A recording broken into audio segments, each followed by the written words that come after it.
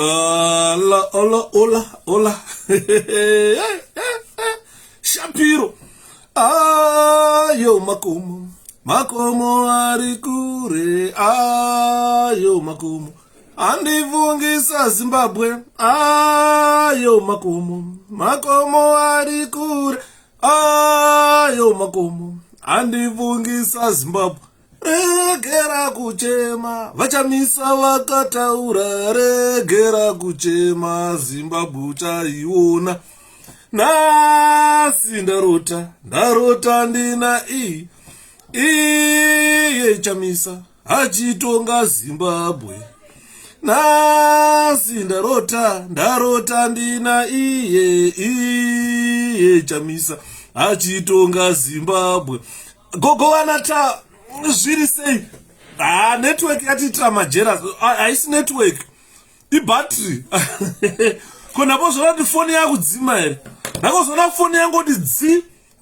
Ndikati nasi ndarota ndina iye chamisa achitonga Zimbabwe. Nasi ndarota ndina iye chamisa achitonga Zimbabwe. Regera kuchema vachamisa vakataura. Regera kuchema Zimbabwe tichaitora. Mangwana chinenge chakachaya. Regera kuchema vachamisa vakataura. Regera kuchema Zimbabwe tichaitora. Nasi ndarota ndina iye chamisa achitonga Zimbabwe. Nasi ndarota ndina iye chamisa achitonga Zimbabwe. Regera kuchema vachamisa vakataura. Regera kuchema Zimbabwe tichaitora. Chakacho mangwana nai mukoma handaroda makofini akawanda zvisingaiti. Duzirai tizwe pakaipa Evans makofini aya sekutaura kwananga ndichiita ndikati kumakamba kuna kumira zvakanaka kunogona kubuda makofini akati one day. Ini ndarota ndina iye chamisa achitonga. Hanzi kufitwa neyelo kudaro kutanga kwakabarwa wakapfeka yelo. Amen. Musi ndakazvarwa pasi pemuti. Maruva achindidonhera achiti welcome boy. Atenenetsai zviri kufamba. Hanzi musadaro. Makofini akawanda ari kubuda. Makamba munomira zvakanaka. Ndakuverengerai mameseji anga achibva kukamba. Anga achibva kumauto weZimbabwe. Zvitaura naufana wanga wari komando. Zvitaura naufana wanga wari kuinkomo. Zvitaura naufana wari pa2 brigade. Ngataura nemumwe ari ku3 brigade. Hazvina kumira zvakanaka. Last time ndakakuudzai kuti garai makateya nzeve munogona kunzwa kuti chabvondoka chatsva because slavery yacho yanyanya. Saka mwana slavery wafana vari kuimba dhirihora iro vanogara dhirihora rembanje vanogara dhirihora iro vanogara dhirihora rembanje vanogara vakomana vanogara dhirihora rembanje vanogara usatambe navo vanogara dhirihora rembanje vanogara dhirihora vakomana dhirihora rembanje vanogara dhirihora iro vanogara dhirihora rembanje vanogara vakomana vanogara dhirihora rembanje vanogara usatambe navo vanogara dhirihora rembanje vanogara dhirihora vakomana dhirihora rembanje dhirihora rembanje vanogara vakomana vanogara dhirihora rembanje vanogara usatambe navo vanogara dhirihora rembanje gara dhirihora vakomana. Chakabhondoka 𝗙𝗶𝗶 mangwana tinge tiripo paZimbabwe grounds tiri kutaurira vanhu vazimbabwe vese kumativi mana mukwese kwamuri mese kwamuri huyai neuwandu hwenyu nai dhiriora vakoma vanogara mudhiriora rembanje vanogara mudhiri ivo vakomana vanogara mudhiriora rembanje vanogara mudhiriwo usatambe navo vanogara mudhiriora rembanje vanogara mudhiriora vakomana dhiriora rembanje iro dhiriora rembanje vanogara mudhiriora vakomana vanogara mudhiriora rembanje vanogara mudhiriwo usatambe navo vanogara mudhiriora rembanje vanogara mudhiriora vakomana iro dhiriora rembanje pakaipa saka rikaiti taure tikaize national anthem rumarusha dzose dzisati dzaziva neshoko guru randinoda kukudzai 𝗙𝗵𝗂 ave nebato idzva norakatorwa mushure mekunge zvaonekwa kuti zita reMDC rakange rasvibiswa nemhandu nzora komichi kupe nevamwe azine morari kwakaipa nhasi atonai kwakaipa mwana wamai goranzi hope next year tinenge tichikwacha kwakaipa hanzi kwazvo cherechedzai kwazvo chiso chapuresident Nelson Chamisa nemasii matatu pamwe chete neruvara rwemabhanana ruvara rwemabhanana Son Chamisa voterai pamasii matatu voterai Nelson Chamisa voterai paruvara rwemabhanana. How are we going to be live, brother? Tomorrow definitely we will be live, listening from Zimbabwe. Nendriti koko terai Son Chamisa voterai paruvara rwemabhanana ngezwa tore zanu wambeu nefotereza oda bato rinounza mabasa kuti muzotengera zvamunoda nai tengai zvamunoda urauraya nyika atete Eileen, how are you? Milton, our lawyers have challenged zvakanyorwa nemapurisa ezanu ungati dhaki munzora akaita kake karali zvakaoma. So it's vanonyepa kana vachiya kwamuri vanhu vezanu hanzi masanctions auraya nyika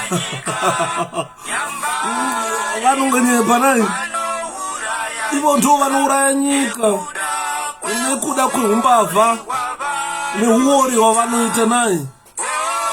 Tera kanopisa misodzi inobuda nayo kakaterera ukadzamisa pfungwa unozwa kuti unozoona misodzi yoyerera kuchukuchukuchukuchuku naye ikakakaka kanobata national anthem 𝗙𝗵𝗂𝗰 naye.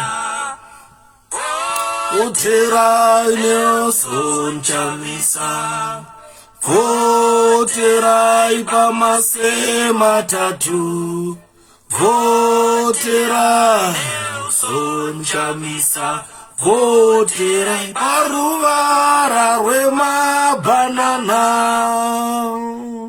Atapedza nai ndokuimba vakaimba handivazivi handisoda kukunyeperai. Ukanzwa President Nelson Chamisa achiti God is in it, this is exactly what he meant. Hanzi zvidhara zviri kuziva pari kubi payellow. Yellow yakanakira kuti kunyangwe kana uri a bit blind you can tell that something is yellow. ndo zviripo, ladies and gentlemen. Mangwana munhu wese, all roads leads to Harare grounds, Zimbabwe grounds, all roads leads to Zimbabwe grounds, a venue that welcomed Robert Mugabe soon after war when he came from Mozambique. Millions of Zimbabweans thronged that venue. It became something that we all cherish. And tomorrow is a final launch of the 𝗙𝗵𝗄𝗃, a 1 month old political party that has shaken the country. So let's go all in numbers. Anchero zvite sei chamisa tinompinza kana iri hondo chaichai tinotoitsva. ZANU-PF must go. Thank you 𝗧𝗸𝗲𝗏 makaiveni Shapiro, thank you so much mwana wamai. Hanzi kana zvikanzi ikuridza pfuti dzingadzirire, zvikanzi kukanda matombo ngaakandwe nai. This is something encouraging from the people of Zimbabwe. Enough is enough. We have got a political party now that can take you anywhere. What I want to talk about is that, like, despite that we lack what we call resources, there is quite an imbalance in regard to resources, because we are an opposition political party. We are not a ruling party. The ruling party it doesn't surprise us that they use state resources. This is why you see last week when they had their rally, they had buses taken to Mtare to ferry people from Mtare, taken to Mashonaland West, to ferrying people from all the provinces. The people you saw at the ZANU-PF rally, that is their only support around the world, around the country.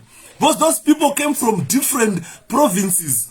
And today they are saying you must not bring people from different provinces. Whilst Emerson Mnangagwa brought people from Masvingo, Bulawayo, Mash West, Mash Central, Manicaland, Mashonaland East, Harare province, and Matabeleland North and South. Buses went there to ferry people to bring them to 𝗙𝗲𝗏. To sort of, like, they wanted to show the mass of the number, that we have got more people who support ZANU-PF. Unfortunately, that is not a true account or a true picture of what people witnessed in 𝗙𝗲𝗏. ZANU-PF does not have supporters. They were forced. Those people were forced. Apana akaenda nekuda kwake. Ndosaka maiona kana pavanga vagara vamwe vacho vanga vakabata shaya, so vachiona kuti we must not continue to vote for ZANU-PF if they treat us like this. Pakaipa. As in tape, I'm on my way from Zishavane to Harare. Tell vanhu 𝗪𝗶𝗃 kuti vane dzimota kana vachienda Harare kurally, on their way 𝗪𝗶𝗃𝗁 regalia, on their way polisi yadirwa muroad. Apa kwanga kusina polisi kuti nokuda this rally vazara to block the will of the people. So vanhu 𝗪𝗶𝗃, even maposters pamota dzavo vanozondoita valeko vapinda muHarare. This is a message that has just hit my inbox. Thanks Mbaranda. The message yapinda, someone is traveling from Zishavane coming to Harare for the rally. He's urging people that, look, there are roadblocks all over Zimbabwe. The Zimbabwe Republic Police has blocked the roads. They are not allowing people to travel from Bulawayo. They are not allowing people to travel from any other town besides those who are already in Harare. So if you are on your way from any part of Zimbabwe, you want to be in Harare for tomorrow's rally, please do not wear your party regalia. And they are stopping cars, they are searching cars. You can come without wearing your party regalia. You can attend.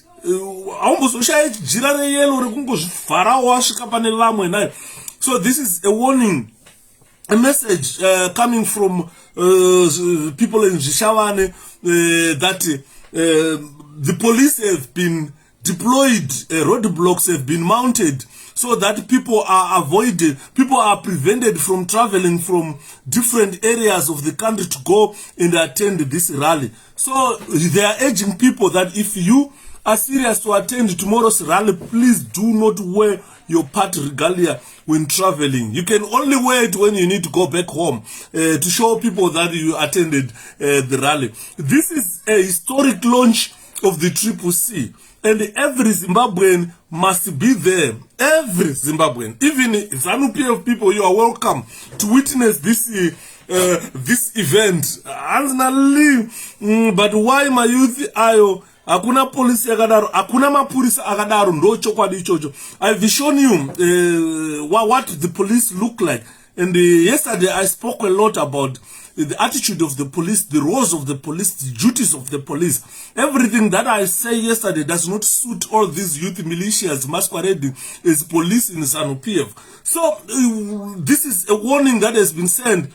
Kuti ngatingwarirei hanzi kutonga kwaro riko iroro chitongerwa iZimbabwe chitakaparamaka richitovawo gamba here iro harina dhiri gamba racho kana rakadai hanzi nekuti hamundi ndisakaimhosva here imhosva rudzi yakaparwa neruzhinji muno muZimbabwe nhai Mwari ofarireipi nhai vanonyangotumbura taiti zvavabara nekuyarudza vachafarawo nyambisiko hoyo mukoka nhamo wezvamusoro kachiri kachete here vakatura befu vachiti nhamo yemanepi nemapamba tapedza zvakava 𝗓𝗏 vakati Mwari kutswai apedza primary level konde neiti kandi ezveravati haya kuguchira muswe wemabhuku negatwe muuro chinhu wapfumi vakananga sekendari ipapo mufaro mundangariro ndimangwana mutika ndigiri wangoufemera mukotsi baba vangu namaikuna wee rangu zijaya nechimhandara zvakava pavhasiti kupfeka nguwani dzekugirajuweta isokwani svike ZANU-PF namunangagwa vachinja maitiro nepadivi yataiziva ichinzi education is the key to success yanga yakundai mutambure kunyange zvainzi chirere mangwana ndikukurerawo neutongo hweZANU-PF unorera kusvika pakuyereswa ugorera kusvika pakurera nezvisikuru mako taifunga kuti dzidzo inhaka yeupenyu ko taizivei kuti ZANU-PF ipapo inoti dzidzai mupuse makambani eZANU-PF ari pamuromo nemumabhuku sehistory kutidzisa zvisipo ndebvu dzerusvava zvavapachena kuti matama enzira ndiwo makambani edu nekuda kwemutongi weZANU-PF hanzi self-employment nhai Mwari kundiko kutipimira panze kungebhero ihurumende yemuno muZimbabwe chete inoita fundraising nevabereki kubva mwana achiri kucreshi grade 1 form 1 kusvika kuuniversity vachizivawo kuti hapana basa ravachamuka kutaura kwese kwandaita apa tinondigohwa nekundifizura imari dzevabereki kudzidzisa vana masubjects asingawanisi basa muno muZimbabwe vapedza chikoro tazviona hapana zviripo makumbo enyoka zvino shuviro yangu ndeiyi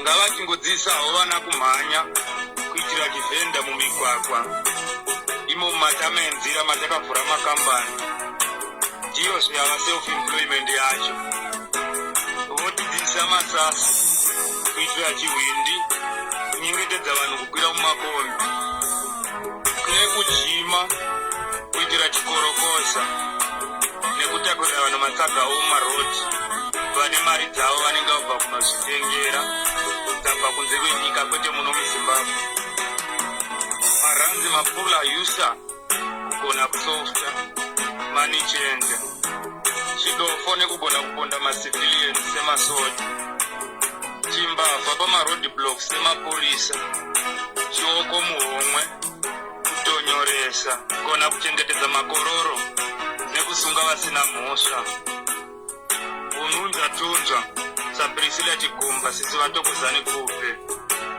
kunge kila zivhu anoda kushandura vadzidzisi kuvaita vabati vehove ivo Jesu vakashandura vabati vehove kuvaita vadzidzisi kunge energy mutodi kuintrodusa rumba mupaliamendi kunge zvafadzwa mugwadi akasiya kungwa muchimbudzi akaisa tsvina mumusoro kugona kupfudza mbudzi nemadhongi paBotswana ndiyo kugona kumira nguva yakareba kuitira kuzomira pakiu yebhengi pakiu yepazuko zvese makiu muno muZimbabwe kuruka kusvetuka chaiko kugona kujamba kuitira kujamba bhodha takananga Joni matsvaga marimuka kokwata kufunga kuti it's a must muzimbabwe newese anodararama anoendako zvakare toitora seachievement nekuda kwekushaya nekuda kweutongi hweudzvinyiriri unotonga kusikazosera shaya kana pekufamba nai mwari utsinye pachinapoleon chief justice lukumalava muzukuru waHitler izimbabwe yoga ine anozviti mutungamiriri iye ari mutongi anotonga neshamhu ine munyu kanove mamega deals 0 maresult pamasvo mudololo 110+440 kana ndimiwo ingakura sei ikonomi yacho musha wese baba mai nevana makoronyera igopona here ikonomi yezimbabwe kuisa makoronyera pachigaro nevhekidhom uyo wotokozane kupe kungonofidha fishi kufa mukwamunangagwa atova mukuru weopposition mupaliyamendi iko here kutonga kwacho vanoti gudo kuipa haro asi hariji chikafa chega inga munangagwa namatema danda vanodya vanhu muzimbabwe chese mune mutongi anopa madonations ecyclone idai necovid-19 nedzezodha ndondomundei ine hangu sameuka chimbari ndokuimba kwevana vezimbabwe ladies gentlemen vari kudetemba inetembo kudetemba kutambura kuri kuita vana venyika yezimbabwe ndaona misodzi yanga ichikandwa nevanhu pano zvinosiririsa ladies and gentlemen but tomorrow there is a launch tomorrow launch yacho mangwana iri kuda iyo iwewe nenini kuti ndiuye there I've just received ladies and gentlemen nhasi presentation yanhasi unique presentation kekuti we will be talking chimbodzwa mumanzi talking chinzwa mumanzi biggest lesson from Zambia elections. We are going into 2023 elections. Good luck. Tinerombo rakanaka kuti Mwari vakatitendera. God allowed it that we have got a new baby, 𝗙𝗵𝗆, led by none other than Nelson Chamisa, the president, former president of MDC Alliance, who is now the MDC for Citizens Coalition for Change. We are moving in a right direction, ladies and gentlemen. Imagine if we were going into an election with the MDC name and ZANU-PF will be laughing at us. So, oh, this is a porous MDC. And we have rigged elections for the past 20 years and they never took action. So, we must be like looking at different methods for proposing or for campaigning so that we have a different way of luring people to change, because the biggest lesson was from Zambia. Listen what Zambians did. First of all, they made sure that voter registration was controlled by every person as they all wanted change. This is what we have been lacking in Zimbabwe. People did not want to register to vote. People didn't want to vote. But now, the state of the country, kuparara kwaita nyika yedu, is now forcing every Zimbabwean to make sure. As you are you live now? Yes, Mkomaden, I'm live now. Boss last live yakatwa ne battery, the phone wasn't charging. And it just can't do without finishing what I am saying now. So I am live now, my brother. Sound irikuita say commander. I'm not sure, Mkoma John. That might be your gadget. Let me try to put.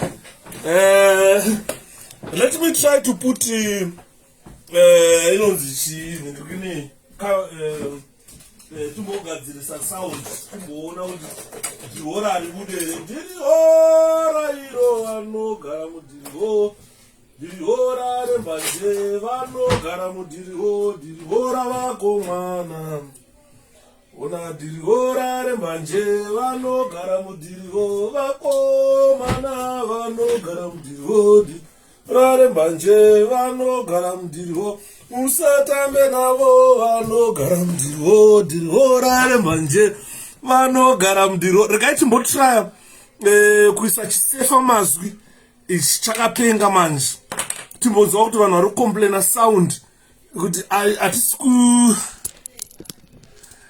right. Hello 1 2 hello 1 2 chisefa mazwi mukoma wangu munofarare look katsande zviri sei mwana wamai sivongile siziva atete vongi muri sei yasei sound bow yasei sound those who cannot pick up sound you the sound bow ya right manje because naisa chidura mazwi sefa mazwi ichi chikara zvacho saka sound kana ya bow. Let's continue. Tatomirira live mangwana musati kanganwe zimu takatiza namo. Thank you so much JB. Tomorrow sound inenge iripo. So what a life inenge iripo. So nyaya ndiri kutaura, ladies and gentlemen, it's about lessons that we learned from Zambia. Zambia, first of all, anzwadi wanguda tanaka dini zviri kufamba wish jongwe gafa zviri kufamba sound bow anzi Roy chakona yuda ndinewe wangu pagutu zvangu. Thank you mwana wa my Crispin munoda zviri sei. Albert Samuels anzi makachena mudara. Nasika ndakarwa kana cowboy chaya nasika ndikainibobvisa bere ndibairire cowboy ndikadhiriho ravakomana iro dhiriho rarembanje ivo vakomana vanogara mudhiriho dhiriho rarembanje vanogara mudhiriho usatambe navo vanogara mudhiriho dhiriho rarembanje. Ndokuti anozvityise mangwana Rose leads to Zimbabwe grounds, a historic ground where we first welcomed the gorillas vanga vachangobva muhondo nai vana Mugabe vachisvika ndoko vakatanga kusvikira ikoko vachigachirwa nevana veZimbabwe. Saka mangwana President Nelson Chamisa vanenge variko ikoko. Yo makomo ari kure, yo makomo andivungisa Zimbabwe, regera kuchema vachamisa vakataura, regera kuchema Zimbabwe tichaitora. Nhasi ndarota ndina iye Chamisa achitonga Zimbabwe. Mangwana wangu uchinakisa kani as you are wearing the right gear. Thank you so much Mkoma Lamex Wanda, one of my freedom fighters. I respect Lamex Wanda. Thank you so much. Blessing Mudara. Muriseko na iseguru. Bai wakabereka ini mkaka wenyu wainaka mai. Adidika Zambians have done it. Why can't we do it? Titmas Nkoma Deni Anzi 040 are employed from end of 1992 and 041 is around 93, 94 and 050, 055 through 19. I need to pin this information. It's very important. Right, I've pinned that information. I want to talk about it next time. As Majunda Magaro ekutozia pakaipa andazotaza kukubata Mkoma was busy and now fambisa ishoko. Thank you so much. Ndozvedu next year, ladies and gentlemen, Zambians led it. Why not Zimbabweans? Mdara magona kuimba ini ndarota ndina Crispin Chamisa achitonga Zimbabwe. Nasi ndarota ndina iye Chamisa achitonga Zimbabwe, regera kuchema vachamisa vakataura, regera kuchema Zimbabwe chaitora, regera kuchema vachamisa vakataura, regera kuchema Zimbabwe chaitora. Inini ndarota ndina iye Chamisa achitonga Zimbabwe. Apakaipakana Anzikanosina kurota hope dzodzizi mukaubike doro zvakataurwa naED Mnangagwa. Zvikanzi kana usina kurota hope Chamisa achitonga Zimbabwe mukaubike doro. mazvizwa vana vezimbabwe hanzi bikai doro mukarota chamisa asina kutunga. Saka nyaya tiri kutaura panapa chakachaya chakanyanya mukoma yudhasvikiro Watson Battle zviri kufamba iri mwana wamai. Hanzi ukaona usina kurota hope chamisa achitonga Zimbabwe mukabike doro. Vataurire vanhu veZANU-PF kuti rwendo runo tati rwendo runo handiti mona. Saka nyaya yatiri kutaura it's about Zambia as well. Zambia, what they did to make sure that they removed that little dictator, that drunkard dictator, someone who drowsed himself in whiskey, who didn't care about the welfare of the people of Zimbabwe. Saka hanzi sando dzako pakaipa mwana wamai, pakaipa mukoma Josa zviri kufamba here. So Zambians, what they did, they made voter registration to be controlled by every person, and as they all wanted change. Zambians were ready for change. They wanted change. You understand what I mean?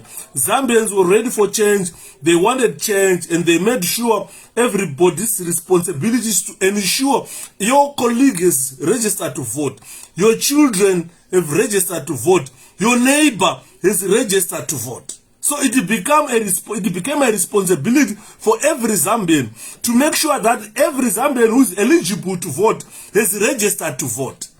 As a result, the 𝗪𝗂𝗁𝗃 managed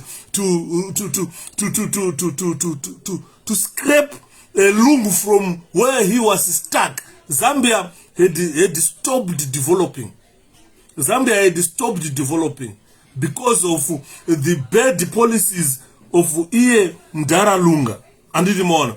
So it was the responsibility of every family to make sure that every family member was registered. This is what I always say to the people of Zimbabwe, that make it a habit, make it a responsibility.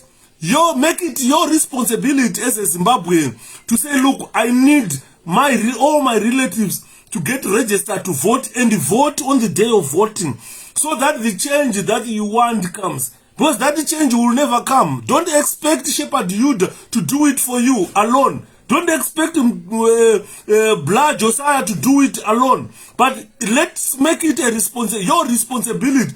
Pawakagara, feel the responsibility. Take the responsibility and say, inini 𝗙𝗵𝗃𝗲, I want all my people to get registered to vote, all my relatives to vote. Make sure every relative of yours is a registered voter. On the day of voting, your registered voter must go and vote. I've got a brother who had an initiative last month. He said he spoke to his people back in Zimbabwe to say, if you go and if you have got friends, make sure your friends are registered and show me the slip. For every registered friend of yours, I'll give you $1, $1. And guess what?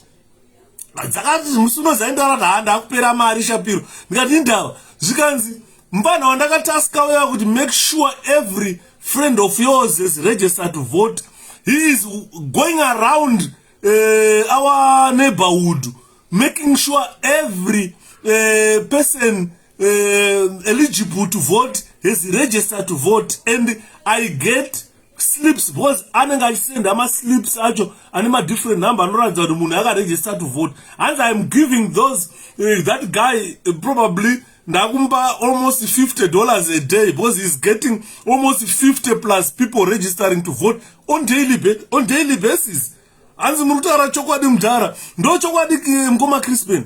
Saka nyaya tukutara ndekuti some people have made it and have put it as an initiative to make sure that all those people around them have registered to vote. So he has instructed his people in his area to say, mpana iwe ukangoyane every day show me my slips evanhu vakaregister kuvhota wakaenza unoregister kuvhota, and give me those slips. Per every voter waunoregister iwewe, I'll give you $1. And this gentleman is working very hard to make sure that every person in his wood is registered to vote, and he has taken picture of that slip and sent to the gentleman to say, Mkoma onai nasida register 10. hanzi akareja akangondipa paanongondipa ndikaona manumbers acho zvese ndikaona maslips aya ndobva ndamuita sei ndatomupa $10 yake ndotosenda ipapo $10 yake zvekuti andoswera atoine mari muhomwe akutengawo drink.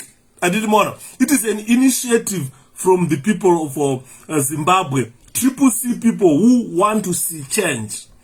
Anditi mona, pakaipa varume. So in Zambia they made sure that every family member has got a responsibility to make sure his family are registered. That's right of Bunzana Mkoma. Register register voter. We want change in Zambia. This is how Zambians did it. Every family member, as every family mobilize its members to physically be at the polling station to cast the vote on the day. The problem with Harare now, yandakaona inini when I was an organizing secretary in Harare, there is what they call go slow in Harare, and their go slow is to frustrate voters not to vote. So we used to encourage people kuti muwadi menyu kana mune 2-3 ma polling stations, make sure kuti waenda pane imwe polling station ukana pakazara unoenda pane imwe, kana zvanesa tinokutakura tonokusiya pane polling station inenge yakupera vanhu wopinda wovhota. We made sure every eligible person in Harare East has voted. So kazhinji kacho ZANU-PF muHarare it's go slow. You can make sure people are frustrated, then they go home without voting. So we want people to make sure that you have voted. Sekristo lanziko mzaya ndafonera vafana zvanzi 𝗘𝗹𝗲 muHarare all the way from Chipinge mangwana chakachaya kanyere. Thank you so much Sekuru.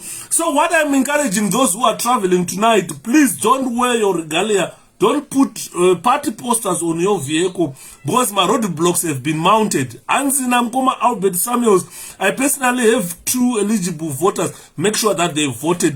Adala vegonyet. Mapinda adala vegonyet. Anzi mdara wangu yuda apo. Zuru famba era adala vegonyet. Ngachiche wakumana. Antikati ngachiche mainunu. Thank you so much, sweetie. How are you? So, ladies and gentlemen, every family member must mobilize his family or family members, Joe Justin Mlambo, to make sure that your family members are physically there on the day of voting, and they are voting. They are at a polling station. Make sure they have voted. Business people closed Mabawa, Zambia. They said today is a voting day. Everybody must go and vote. They made sure that their bars, taverns were closed, my bottle stores were closed, my shabins stopped to operate, my stores on the polling day, they were closed as workers and sales people also wanted to go and vote. And so they made sure that the country is shut down for every person to go and vote in Zambia. Family members and friends encouraged members to stay in queues because especially in Harare, ZANU-PF introduces what they call go slow, so that by the end of the day, half of the people who are supposed to be voting won't be voting, and they continue to count votes with a lot of people still outside to say we want to vote. And pakaipa hanzi namkoma webhesta gore dema handichenda mbuya yese tiri kufambisa shoko kuti all people must register to vote. Very true. So a brother of mine made an initiative to say, look, tasked someone to go and make sure every person who is eligible to vote in his wood has registered to vote, and tasked this boy to say, look, every day, if you bring 10 people, no, I don't care how many people you take for registration, but what I need are the slips. Every person you register to vote, I'll give you $1. And he has made his pledges, and he has paid this gentleman. Every day, 30, 50 people register to vote, and I am paying him because I made a promise to say no matter how many people you bring, even if you bring 100, I'll give you the £100 to the $100 today. So it's an initiative from a brother who wants to make sure that the youth are registered to vote. So the youth respectfully gave in to the old to move into jump queues. This is another thing that must be encouraged, especially to our youth in Zimbabwe. If on the day of voting, you can tell the Mbuya Varikuyawa cannot walk properly, Mbuya Varikuyawa cannot stand on the queue for a long time. Ngativene chivano chekuti tinovavhurira mbuya pindai endai mberi endai munovhota. Isusu takasimba tosara tiri kumashure kana kukasvika 10 o'clock usiku chinzi vanhu vasati vatopera kuvhota tinenge tiri paqueue chete tichinovhota. Saka chembere zhinji isai mberi dzivhote. And so in Zambia, that's what they did. Because under frustration, people might say, no mirre, no votere, and a mirror panaba for 4, 5 hours, 6 hours in triple queue. So at the end, I need to go home. Please, let's allow Madara Machemberi Singamire for quite a one or wara and the same berry. Agachit in Dukurwara Kumanamsana, Makumbo, Gato, Pintanga ye who pindano voter. Both are Papu and numbers who are Tanga Skandian, Pakuno voter. And in Zambia, they made sure that those people who are sick, those people who are old, they were given priority to jump the queue and voted. So they made sure everybody votes. Network yangu, I'm so sorry, my brother. Network is the problem. But anyway, you can listen to this later on. What I encourage is, let's share this presentation with a lot of people. We need to share it. So you look, the youth, they moved days before elections to every voter begging to vote, considering their youth's future. They are saying, what I'm saying is, this is why tomorrow President Nelson Chamisa will be addressing you guys.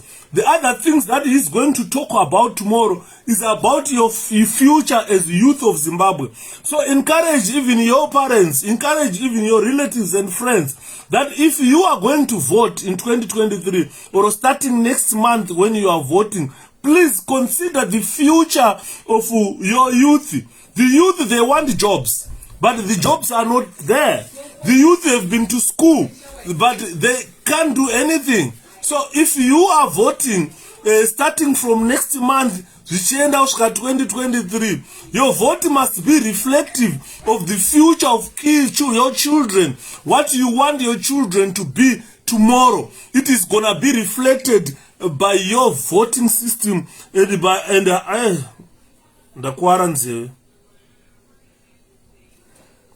ameno zvukuitika munzeve inzeve ndakuroiwa nezano kuti kana ndafa hanzi chikafa ichi hakuna anomobilize anokambena kuti vanhu vaende kunovhota ndichipo andimona. So the youth, what they did is they begged every old person or those aged or vati kurei kunge isusu, the youth, they went on begging them to say, we are having an election tomorrow. Please consider the future of your children. Vote wisely. You are not blinkered. Vote wisely. Make sure that we vote HH so that he prepare the future of our children. Similar to what Zimbabweans should be doing. 2 days before voting system and the day on the voting system, make sure you allow vanhu to jump queues, vari kurwara to jump queues to go and vote. Vakasimba mombomira muchiencourage vanhu kuti hey, consider our future. We have got no jobs, we have got degrees, we have got diplomas, we have got, but there are no jobs are scarce. You can't get a job in Zimbabwe. So what you need is, please, when you are voting, consider the future of our children. To counterattack go slow vote, why don't we organize cold or refreshments, water, or land? It's another thing, Mkoma Lamek, thank you so much. That on the day, if it is very hot, those in the diaspora who can afford, we can buy refreshments for people. We can buy water, make sure that they stay on the queue. Buy food, or kutobika chaiko sadza, musio kuuraya mombe. Mombe haidhure muZimbabwe. Ndaitaura nemwe musikana ndikati, ndoda kubvisa mombe, zvikanzi mombe dzodhura baba, ndikati mombe haidhure. Zvikanzi mombe dzinoita mari $150 unowana mombe. We have got how many constituencies in Zimbabwe? 10 constituencies. How many wards we have got in Zimbabwe? Tunogona kudimbura kamombe kedu toti muwadi imwe neimwe atimboshaiwa vanotenga mombe kana kuti pawadi mombe 1 vanhu vobikirwa sadza vachidya po vachienda kunovhota vakaguta vanhu vachipe hazvishaike. We can do it if we want. Zviri sei tinashe baba nengo masha father muri sei mazoita nditaure zita renyu pane vanhu manje muri sei father. Let's hope kuti muchiri nani captain. Kuri kumhanyika ere bozi kwamasvika kwakuda kumhanyika uko. Thanks father. Thanks for coming. Prosper zvakwa bwanji bwinotu achimwene bwanji kumeneko. So zimene ndikumanena pano ndikuti kuti ife tichite win elections we need to work very hard. We desperately need to work, and by working, let's take the template from Zambia, what they did. The youth moved days before elections to every voter, begging them to consider the future of the youth when putting your ex. People vigilantly guarded the polling stations and ready to defend their vote. If wrong elections are announced, the people were ready to make sure that elections were defended. Youth, after voting, stayed at the polling station until counting and results were posted on the polling station. This is what is very important. This is how we call defending the vote. The youth must be there. The youth must stay there. The youth must make sure that they will leave the polling station after the elections results tallied and given to the and posted outside to say, look, panapa pa ward panapa. President Nelson Chamisa vawana 234 votes per ward pano. Vamnanga vawana 10 votes.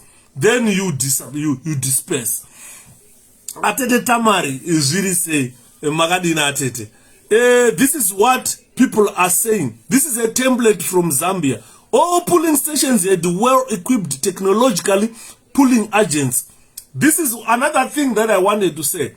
Last presentation that I did, I was talking about this thing, a phone. I know very few Zimbabweans understand this.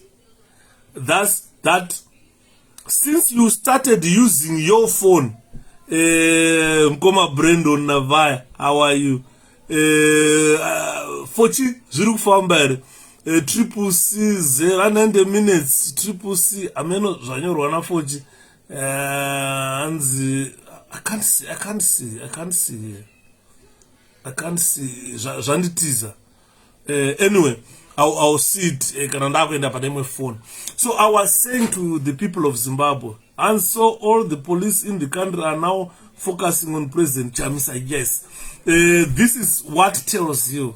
When Chamisa said God is in it, this is exactly what Chamisa meant. To say, look, hakuna imwe opposition in Zimbabwe besides Nelson Chamisa. Hakuna. And this has shown you that with the 𝗪𝗪𝗃 it was because of Chamisa. And now you tell who anebora ndiani arikumakwa ndiani. Sorry guys, I was talking about a phone. Last presentation I said, look at this phone. Since you started using your phone, vazhinji tinoperera pakuti kuenda pa WhatsApp, kusenda messaging, nekuforwarda. Very few people have ever explored this phone. Very few people ever explored this phone. Phone awuyinzwisise. You don't even know. You so far, if you have got a smartphone, you have only used the quarter of your phone, or you know just a quarter or less of how a phone operates. You don't know how this thing operates 100%. This is a machine in your pocket that if you want to use to prevent rigging this machine can help you use it. So it's something that Zimbabweans need to know, that in Zambia, they equipped them with modern technology. They had smartphones in the polling booth. The agents had phones to make sure that kana makuenda ikoko munenge muri fully equipped. Anzi nawachenuka network mawani mkuru. I may not see someone is tampering with our network. So I don't know what is really happening. But ladies and gentlemen, from there, what they did is another issue I wanted to talk about on these polling agents is the selection of the polling agents. When we were in MDC, taingo nonga paipai. Taingo nonga zvimwe zvifana zvotwaiti ukachiona so chikapuwa $10 nezano chinombobuda unotsvaga mudzanga wefoja. Hatisina mapulling agents akadaro. Tuna mapulling agents okuti ukashitarisa chifana chacho sonoti ya chifana chikana ukachiti ponda apa chinoponda chiri ready for change. Ndo mapulling agents atiri kudaiwayo. Andindimona. So political parties had prepared for WhatsApp and Facebook blocking, and every polling agent had an alternative. If you go there, you have got a smartphone, you definitely need to utilize that smartphone. If there is a network block, we have got other means of accessing network where you guys can communicate. Manzo. So we need, there was a role of social media in the fast transmission of elections. This is something that we need. And last time pa election petition ya panga papashaika ma V11. So this time is, as soon as the V11 are signed, please, those election agents must take pictures and post them on WhatsApp. As can I be one of the agents for 𝗙𝗵𝗄𝐶? Tanaka, you can. Definitely you can. It all depends on where you are living. And we have got people in the diaspora who are ready to return home and become election agents. So what I am saying is, as soon as elections are counted, everybody agrees with the results, they are signed on the V11, it is stuck outside. Please get a picture of it and send it on WhatsApp. You have got different friends, send them that picture, send them. And then you go to a picture, you send it randomly so that people keep it. And then send it randomly so that people keep it. So party structures, mobilization, education, organization and recruitment was very excellent in both urban and rural areas. We are facing hurdles at the moment that we are, especially when we want to go rural, people are being attacked. President Nelson Chamisa had cars destroyed, people being attacked in the rural areas so that we cannot access them. But the good part is we have got social media. WhatsApp. Let's start texting them. Let's form groups. Let's talk to them individually. Vane ma WhatsApp. Vanhu vanoziva masabhuku akaoma musoro aya anoti hey isusu tipei manhamba avo isusu titaure nawo. Tovaudza kuti no sabhuku nyika haisi yenyu baba. Nyika haisi yenyu, chako ipendi yawakapfeka kwete nyika. Musi waunofa ufe nenyika. Unovigwa munyika. Asi unofa wakapfeka pendi yako, haufa watakura nyika. Saka tiudzei masabhuku amofungidzira kuti ava havaita ava.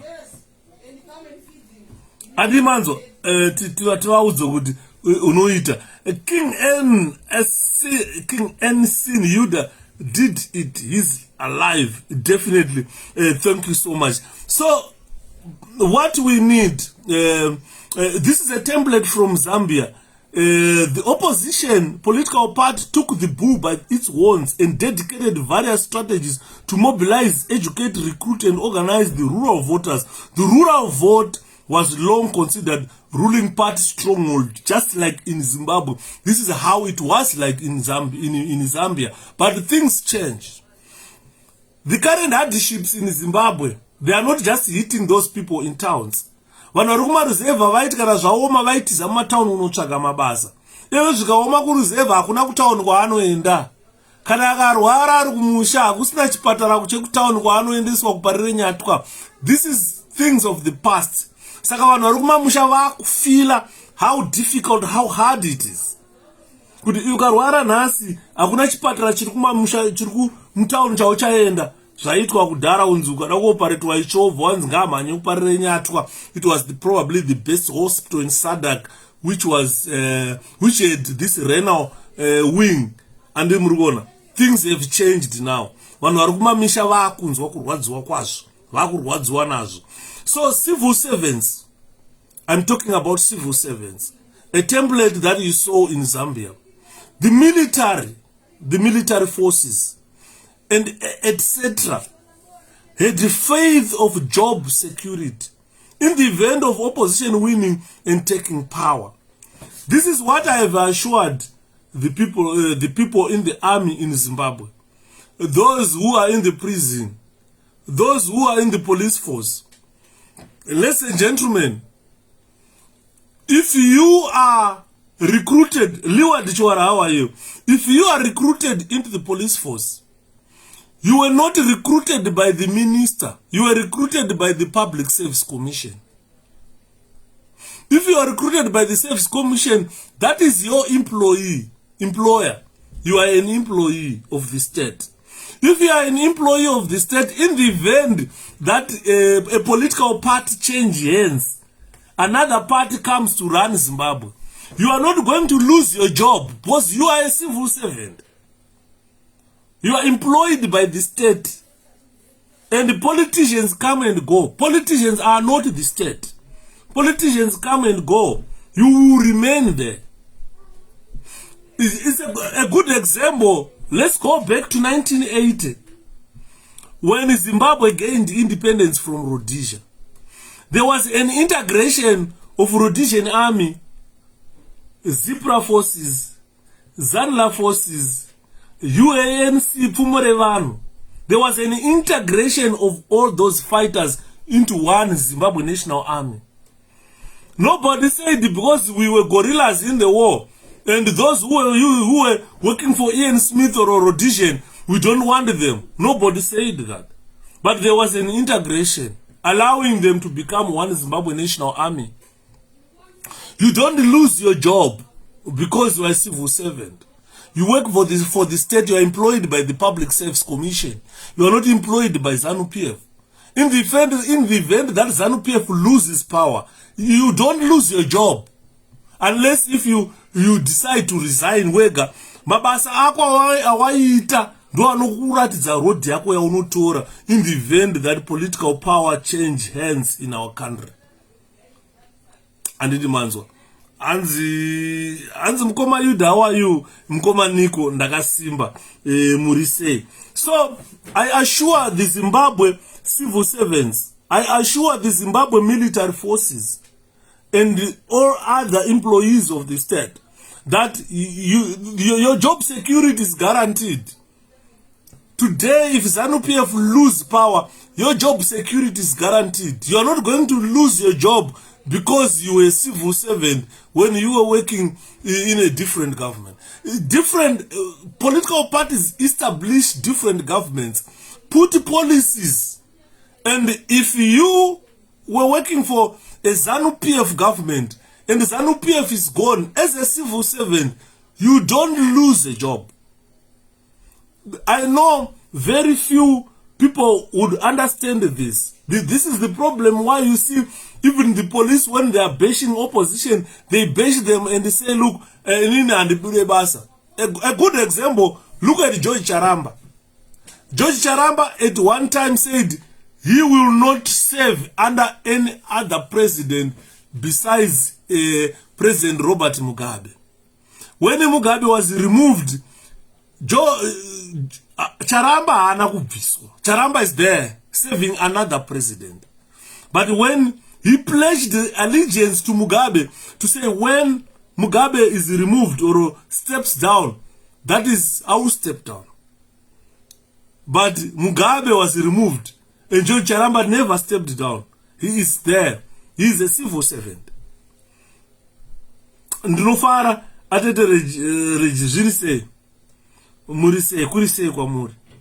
And so the public and the private media covered the campaign in a relatively fair manner. The problem is those who are working in ZBC, they must have their eyes open now. Because what I'm saying here, this is a template from Zambia. If you don't report objectively, then the problem is yours. The problem is yours. It's you who shape your future tomorrow. If you want to continue to work as a journalist at the Zimbabwe Broadcasting Corporation, it's all up to you. It's all up to you to say yes or no to oppressive policies. Unonza wachitaura ZANU-PF ichitaura kuti hakuna munhu MDC haifana kunzwikwa. 2008 is a very good example where ZBC tried to be impartial. Then we saw President 𝗘𝗲𝗲𝗰𝗁 programs being aired on air. Paibra ichitaura kuti vana veZimbabwe, Morgan 𝗘𝗲𝗲𝗰𝗁, Morgan is more. That advertisement, Morgan is more, it went viral on television. And then people who never saw Morgan 𝗘𝗲𝗲𝗰𝗁 speaking, they started seeing him.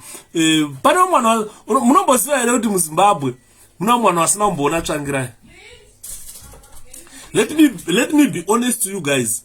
In our country, there are people who never saw 𝗘𝗲𝗲𝗰𝗁. Some people never saw 𝗘𝗲𝗲𝗰𝗁. Vamwe vakatotanga kuzotomuonera pa TV. Akuti advertisement yakanzi Morgan is more. Ndipo vakatanga kutomuonera nepamapepa, pa newspaper, nepama t-shirts. But some people never saw Morgan 𝗘𝗲𝗲𝗰𝗁 in life. Right, Ngoma 𝗪𝗂𝗲 from Polokwane. Thank you, my brother, for coming. Mkoma Yuda Madi. Ndanonoka mukungo gango zvakamira Mkoma Alfred.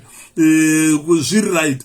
I was talking about the template in Zambia that made sure we got independence in Zambia. That template is something that, ladies and gentlemen, the template that we saw in Zambia, which brought independence to Zambian people, is the template that I was talking about. Let me quickly read the template so that those who just came in Tobatana to discuss it in one. So the biggest lesson from Zambia, the Zambian elections, this is a template that the voter registration was controlled by every person as they all wanted change. It was the responsibility of every family member to make sure that every family member is registered to vote. Every family member had an election manifesto which they wanted to be fulfilled, so they voted for it. Every family member mobilized its members to physically be at the polling station to cast their vote on the day. Every family mobilized food, water, and other essentials for use at the polling station. Business people closed bars, bottle stores, shabins, stores on the polling day as workers and the salesperson also wanted to vote. Family members and friends encouraged members to stay on the queues and vote in the event there was a go slow. The youth respectively gave in the order to move in to jump the queue. The youth moved days before elections to every voter, begging to vote considering their future. People vigilantly guarded the polling stations and ready to defend their vote. Youth, after voting, stayed at the polling stations until counting and the results were posted on the polling station. All polling stations had well-equipped technologically polling agents. Political parties had prepared for WhatsApp and Facebook blocking, and every polling agent had an alternative way of communicating. Role of social media in fast transmission of election results took part. Party structures mobilized, mobilization, education, organization, and recruitment was very excellent in both urban and rural. The opposition political party took the bull by its horns and dedicated various strategies to mobilize, educate, recruit, and organize the rural vote. The rural vote was long considered ruling party stronghold. The opposition presidential candidate assembled a campaigning team in every constituency of business people, church leaders, media people, university and high school youth, farmers, etc. outside the party political structures as campaign teams. Whilst party structures were important, these opinion leaders were very crucial in deciding the voting trend in their communities. Civil servants, military forces, etc. had faith of job security in the event of the opposition winning, taking over power. The public and private media covered the campaign in a relatively fair manner. 𝗘𝗹𝗲𝗰, a sad story. Thank you so much. So this is where we were, ladies and gentlemen, talking about this template from Zambia, which saw Zambia elections being won by the opposition. And you know, exactly as what is happening in Zimbabwe today, where was being arrested often, and this ruling party used to call him president of social media. And you have heard that the social media played a crucial role, especially on tallying of votes, posting of the V11s and everything. So it's all up to you, Zimbabweans. Don't be discouraged by ZANU-PF. They say President Chamisa is a president on social media, yes. Because if you read how many people on social media, Zimbabwe, almost 10 million Zimbabweans are on social media. Do you know that? Today, almost 10 million Zimbabweans are on social media. Ukaenda kuruzeva, imboita statistics ziverenga mumba menyu, musha menyu. Kuti iwewe ndiwe firstborn mumba menyu. Mnin'ina wako anokutevera nehanzvadzi yako inomutevera. Naatete vanomutevera.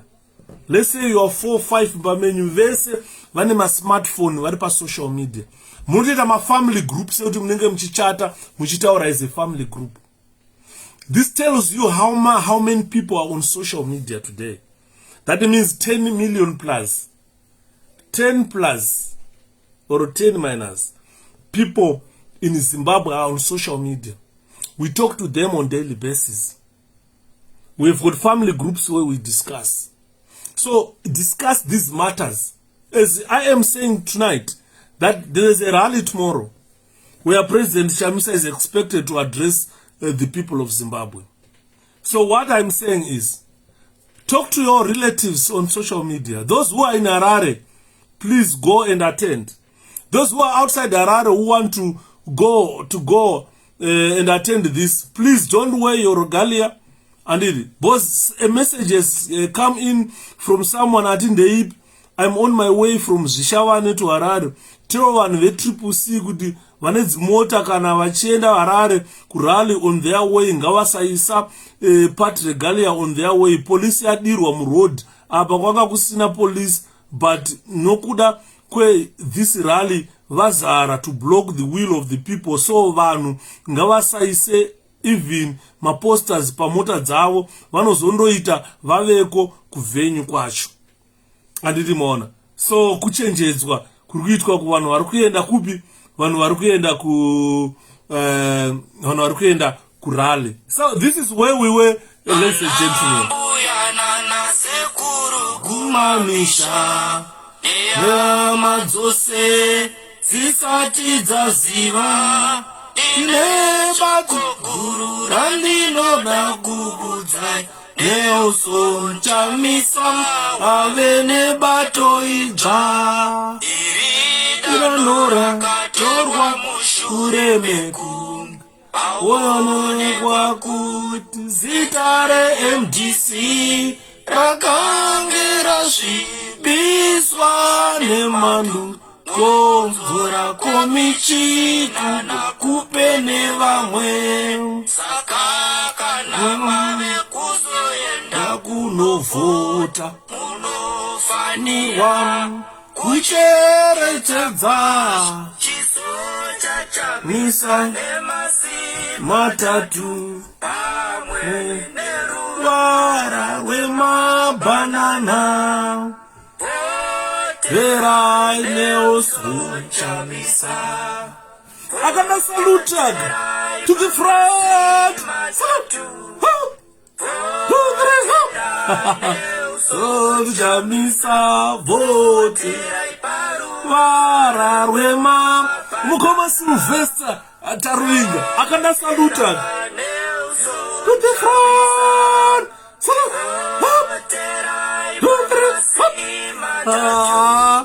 Votera Karoda salutas Chamisa votera Ruvara Rwema banana Yengezane Torizanu Noipi wambeu Nefote Achi Jilise mwana umani Zambasa Uti Mega Aganda General salute President Up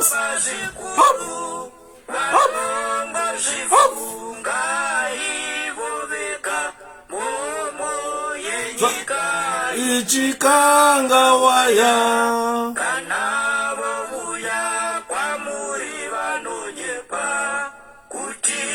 Sanction, Aura Yanika, Yambariwo, Vano Ura Yanika, Nekuda, Kweuori, Wabano Ita, Votera Nelson Chamisa, Votera Ipamase Matatu, Votera Nelson Chamisa, Votera Vara Rwema banana Votera Nelson Chamisa Votera Ipamase matatu Votera Nelson Chamisa Votera Paruvara Rwema banana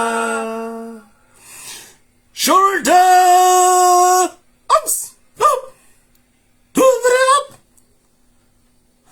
Order ups, up, to the up, to the door, to the up. Tapeza general salute. Akakanda general salute akazinwa iri slow march.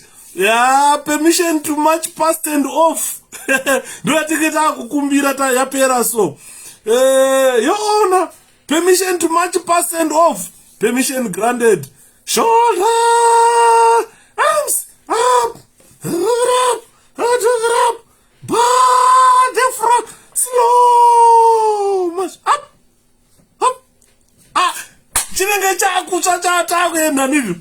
Permission to march past, break from quick, slow time, break from quick march to slow march, break from slow march to quick march, quick.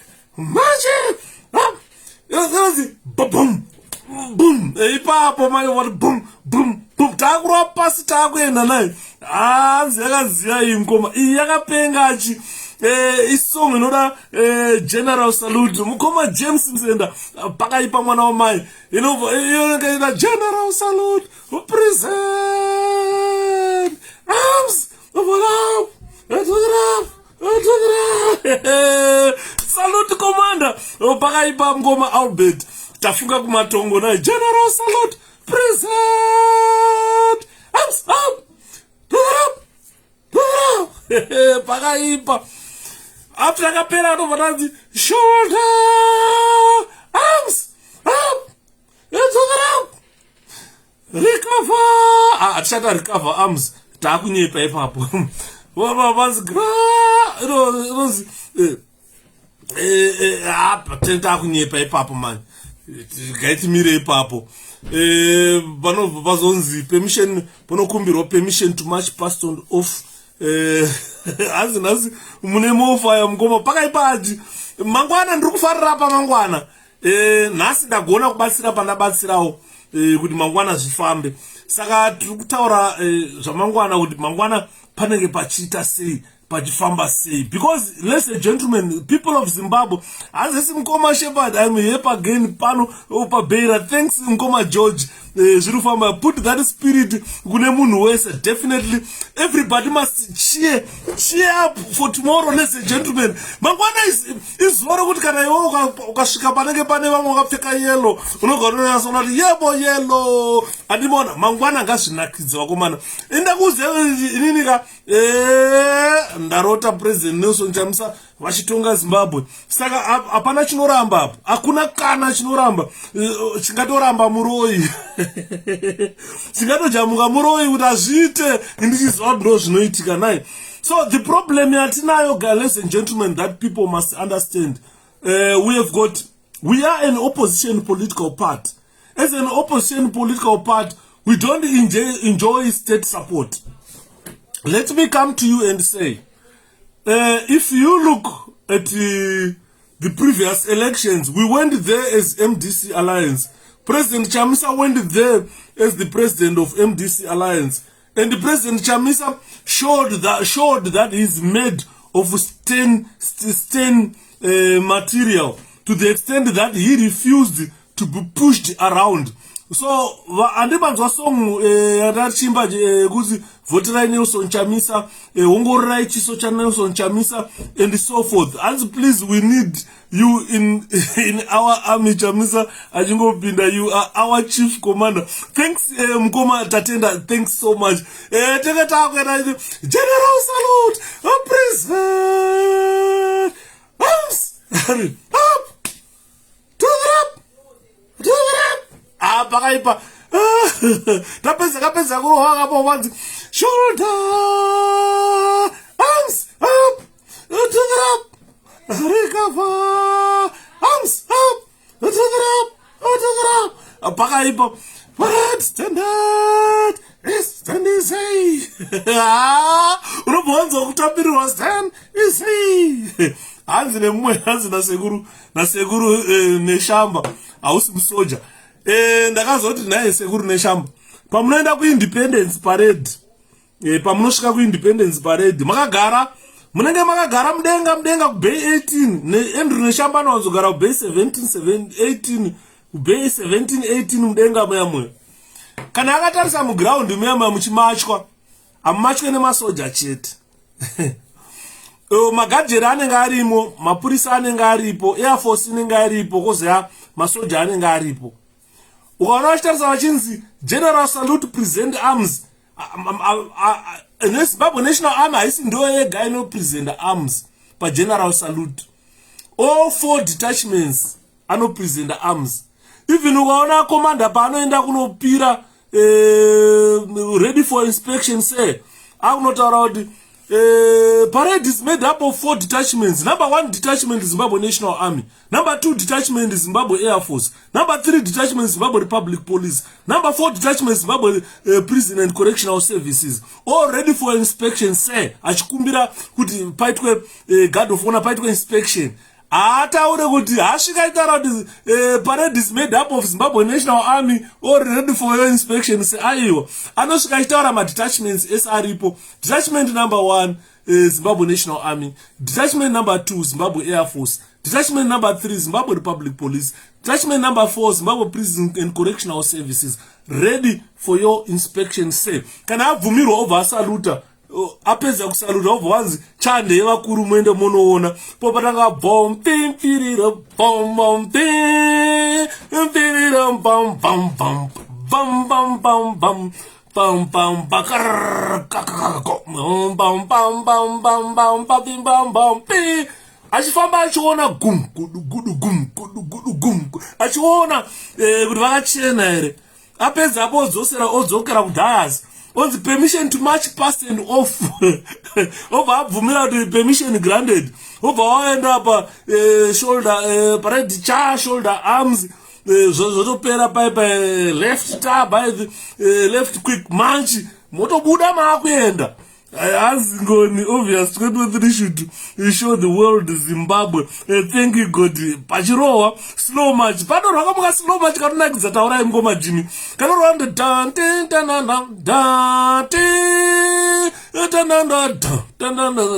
dan dan kachirowa kaka uchibuda unozwa machembere aya ana Andrew neshamba mambuya ana sekuru wedu ana Andrew neshamba machembere anenge ari mudenga vachirudza takurwa slow march tichibuda muyamwe unopaona unozwa kuti ajeregadi ksika baba ndopandakataura kati ndaitaura left 10 yacho pakarwa left 10 iwe unowila manje kana uri kunowila vachimuvha vachidaiso kana wega unozwa kuti hachuto ma1 unoita kutapirirwa dedi taura henyu sekuri Jimmy kapachirwa left wheel unoona munhu achiwila so iwe unongochirwa kamark time uchiwila so moenzana so motanga kurwa muchienda uchiona uri mudenga munational sports uchiona parade richikevha so kana neobva kuti ya hachuto chinonakidza handi muri kuona saka nyaya dzatiri kutaura dzese idzi dziri kuuya pane kuti zvinonakidza kana makaguta mauto eZimbabwe warifana nzara hanzi mukoma Yudha 2023 ndimi mucharova chingoma chiya pakaipa aiwa ini ndendere squad man ndendere squad presa ndendere squad general salute ndisechipa general salute ndendere squad squad yandobata pane mwe munhu pane mwe musoja akashamisika zvikanzi mupana nerengi yako mabatiranda squad aya ndikati ndawo ndara zvikanzi rengi yako ikai unofanira kupuwa rengi iwe ngati chii zvikanzi aiwa iri basa nderakwe mozi maroiro ari kuta squad pana apa akapenga chirwa squad kudai baba kudai kana newe waiombera gumbo rinenge ichira parallel to the ground rakanga riri basa ratakatadzidzira basa rainakidza zvikuru saka nyaya yatiri kutaura ndeyekuti taakuenda ku mangwana ndakaona 𝗪cie𝗂𝗁𝗃 aida kuzvizama ndakaona 𝗪cie𝗂𝗁𝗃 aida kuzvizama ndakazoseka mwe musi ndikati unoziva kuti uniform chaiyo inopfekwa nemusoja kana kuti inopfekwa nemugadheri nemupurisa aikwachikirwe pano ndakabhoudza vafana vevanguard veMDC ndikati muri kukwachikira uniform hamusi kupfeka ende kana uchisonerwa uniform enda unopfesonerwa uniform yaunokwana yokuti kana uchifamba apa vanhu vanokuona kuti wakapfeka uniform kwete kukwachikira uniform haikwachikirwe inopfekwa andimaona pane macomments ari kupinda regai ndimaone pane imwe phone I can't read them at the moment saka nyaya yati kutaura inyaya yekuti mangwana all roads leads to Zimbabwe grounds iko kuya kwakatanga kusvikirani vaMugabe iko kuya ndokuri kuenda munhu wese right pane messages acho panapa I think I can be able to read them last message yapinda yabva kuna 𝗪𝗏𝗪 can I see this message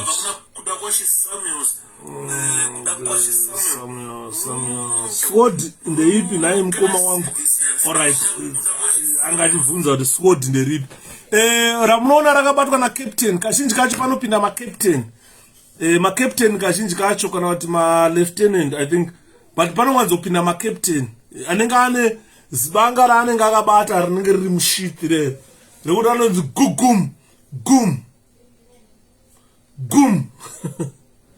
gum iro riara bayonet raanenge akasimudza riara rinotaka kurema mbichana ari kuda wakadya ndopataimba basa tagara naro emeri nazvotoda wakabhema emeri ndopata ikaimba ipapo kana takubata makapteni aya ndakazonzi nemwe captain zvikanzi mfana uri junior two junior ikati koshevu andini ndosa matouya muri muteritori yangu kana muri muteritori yangu kana nyembe tinokukururai toisa pasi tomboumburudzai shefu aifane kuseka captain kanzi uyu mfana uyu asi mugajere musoja manu ndozonzwa naAndrew neshamba kuti anzi asi musoja ndakafane kuseka vakuru vaiti kana vakubata sword vakutadza kuribata taisvika padhuze akuna chichionakidza sechiuto unosvika mugotsi mashefu vakabata sword so instructor uyoonenge wakabata kenstick unosvika mugotsi maoti naishefu mabatiro amakaita soda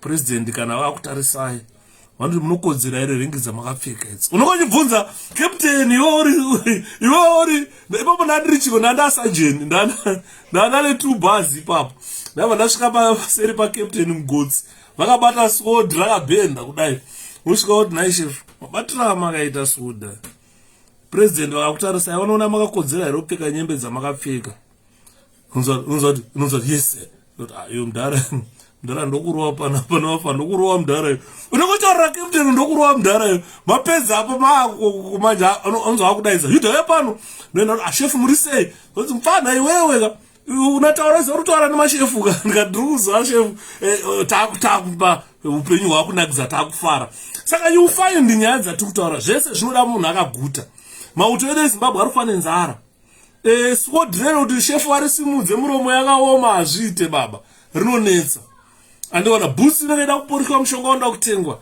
zvinoda mari zvese izvozvo masame brown belts ataipinda nawo ayanda kuspitwa tikati kuposha techinyepa bosi bhutsi inospitwa dedi saka kana wadaro wachena you can't tell kuti uyu mugadhi uyu musoja uyu muchini nokuti ukanzi left unongotsika neleft musoja anotsika neleft mugadhi anotsika neleft mupurisa anotsika neleft ukanzi right wotsika neright hapana pauchatsika neright nokuti hausi musoja uri mugadhi jera uri mupurisa saka pane zvinhu vanhu havanyatsonzisa chiuto chimilitary kuti kune chinonzi chiparamilitary that is a half military unogona kutadza kuzotrainwa zvimwe zvakafanira kuti ukaenda kumasoja ukatora musoja ndaiseka last time ndaiseka tiri kuchikurubu taenda paCleveland range nevasungwa kunokurakura nekugadzira paCleveland range paipai saka kazhinji kacho taenda nemasoja masoja aiuya kuseni nedonfeng wosvika paipai wobva wanza kurange kuri kuenda 20 maprisoners momata foreign matsotsi 20 maprisoners enyu mopinda muchi murange mopinda mudonfeng moenda unoziva kuti the other day so ndakati ya chiso musoja regai mukoma Andrew neshamba wazoti shepherd hausi musoja uri mugadhijeri sekuru neshamba musiwoyo ndakaona chinonzi musoja chii tapedza paipai ndakanosvika maprisoners edu ndobva apinda mabhandi edu bva apinda mudonfeng saka apinda mudonfeng masoja andandinawo vanga vane ma-AK ini ndane chimugigwa chibrowning shotgun saka ndakaona musoja achitambidza musungwa AK assault rifle achiti musungwa yo tsotsi ndibatirewo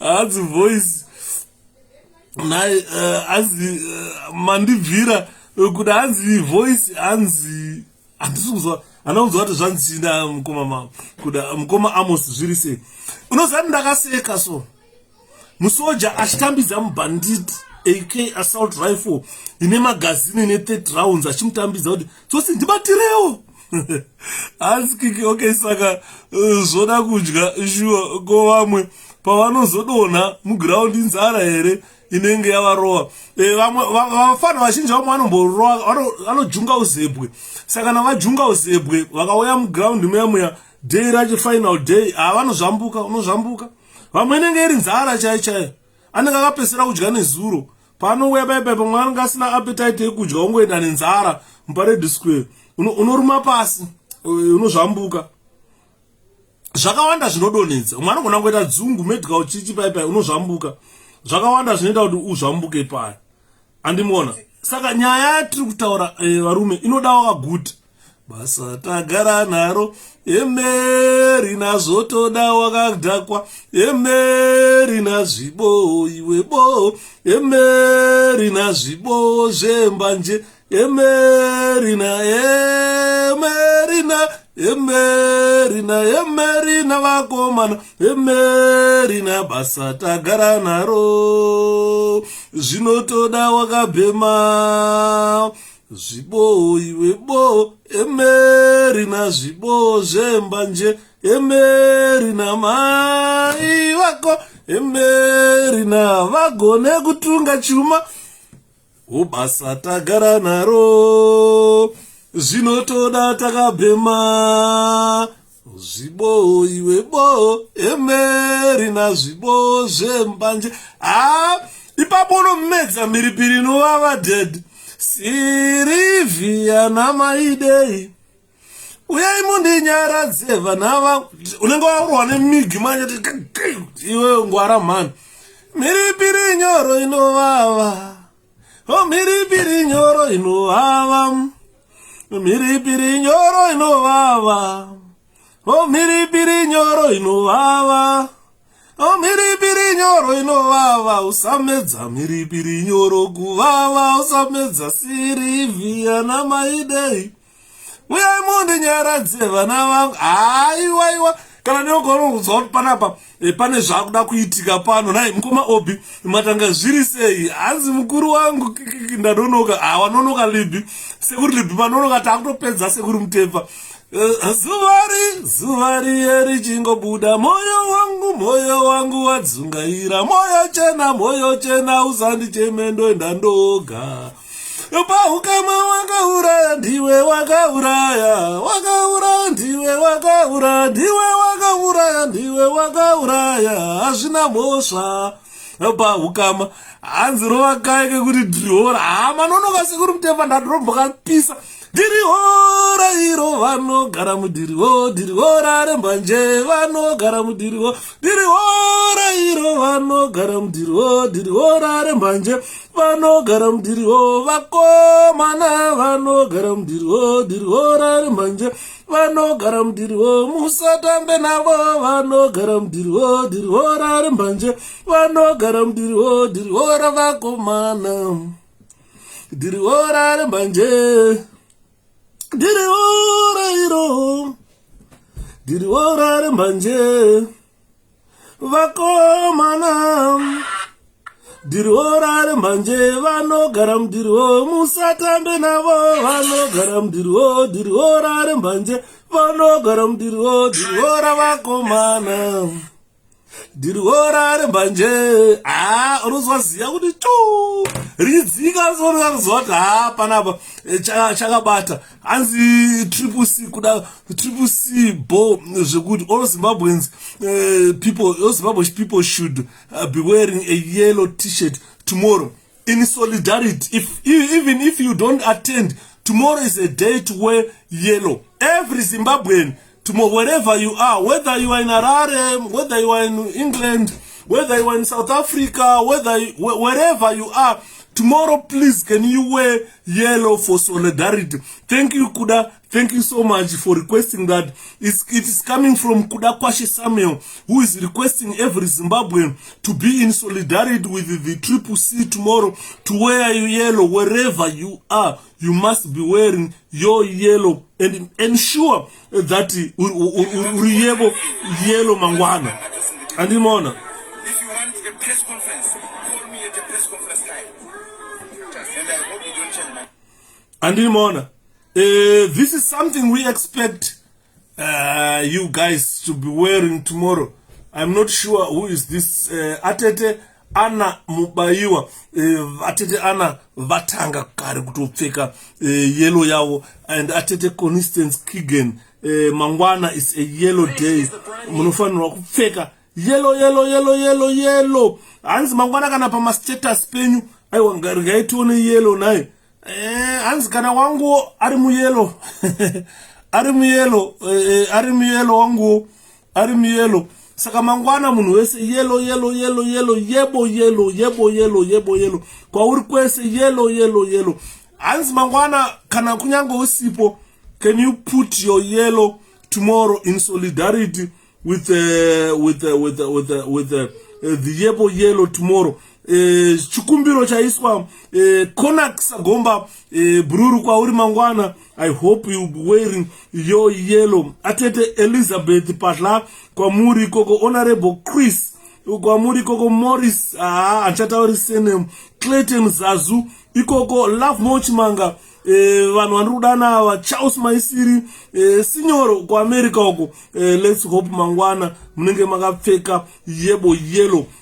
Vandiri kusiya musagumbuke naye mukoma Denimas Temba munenge muri muyellow. Juma Uliete mudhara wakwa B others Samuel Mfakosi kwese kwa munenge muri vakomana munenge makapfeka yellow kunze kwasahwira wangu chete Travolta Matekenya soko vakaramba kuti inini ukwanduye vanenge vari muzanu yavo. But ndiri kukumbira vese vanhu mangwana vanenge vanataura vanakumbira panapa vazhinji vacho Meslin Debele paScotland apo. I hope you will be wearing yebo yellow tomorrow. Pakaipa mai mufaro muri sei kwa muri munenge muri muyebo yellow ikoko ngazvidaro ngazvirambe zvakadaro ngazvirambe zvakadaro. Ladies and gentlemen, yebo yellow chanti beta chikukwa yebo yellow sweetheart ikoko kisha wireless zvirambe zvakadaro naye deft manzvimbo kwese ngazvifambe. Peter Mpondi, can someone guess the conversation? Peter Mpondi yellow Shelton Masiwa yellow tukutarisira kuti munenge makapfeka yellow champion Nyaude yellow munhu wese anenge ari muyebo yellow mangwana pakaipa mukoma hopo ching'ono obvious vanenge vari muyellow naye Donald Dambudzo yellow mangwana. Hombera ishe Nhende yebo tazviona baba Nhende yebo iri kutonga naye muzvare Beti Makoni yebo mama tiri kutarisira Tendai Goronga kuti ikoko zvinenge zvakarongeka naye mangwana izvozvo. Saka nyaya tachitaura panapa inyaya yekuti we have got a problem, ladies and gentlemen, that Zimbabweans must understand. This is not a neglect of parties, but this is something that we must have what we call campaign footprints. Campaign footprints are things that you do, things that I do, considering what I have said in regard to what Zambians did. A platform. Rallies are ubiquitous. During campaigns in most African countries, including Zimbabwe, rallies are ubiquitous. If you look at Zimbabwe, we have held elections for quite a lot of people, and our population was not up to date with what was happening in the country, to the extent that most people do not vote. Why? Because they don't want to attend rallies like the one that we are holding tomorrow. But they need, those people complain a lot. We don't see what this 𝗪𝗶𝗃 is doing, or what the opposition is doing, because you don't attend rallies. There is nowhere you can know what is happening in the opposition when you don't attend the meetings, when you don't attend rallies. Because campaign elections, most of them are about rallies. So if you go in other countries, you will find that 60% of their population, particularly in Uganda, they attend rallies. If you look at Uganda, had elections in 2011. If you look at the ruling party today in Uganda, which was the opposition party, you will find that a lot of its candidates and a lot of its supporters attended rally. In rallies, policies a part, part, public meetings. Saka, let's attend my rallies. My campaign rallies are very important when we go into things like elections, ladies and gentlemen. We use different methods, especially in MDC. We used to have different methods which we used, but those methods worked. But we had those people who were pulling the party down we thought probably these people are in the leadership. So the most important is household canvassing. That is the most important way of campaigning. What we need is the people of Zimbabwe are respondents of what we say. All the policies that we parura pama rallies, what the respondents are the people of Zimbabwe, the population that goes to vote. So we should at least try to do away with the issues of handouts. Because if you look at ZANU-PF, every time we go for an election, ZANU-PF, they utilize handout, my handouts of a lot of things. Because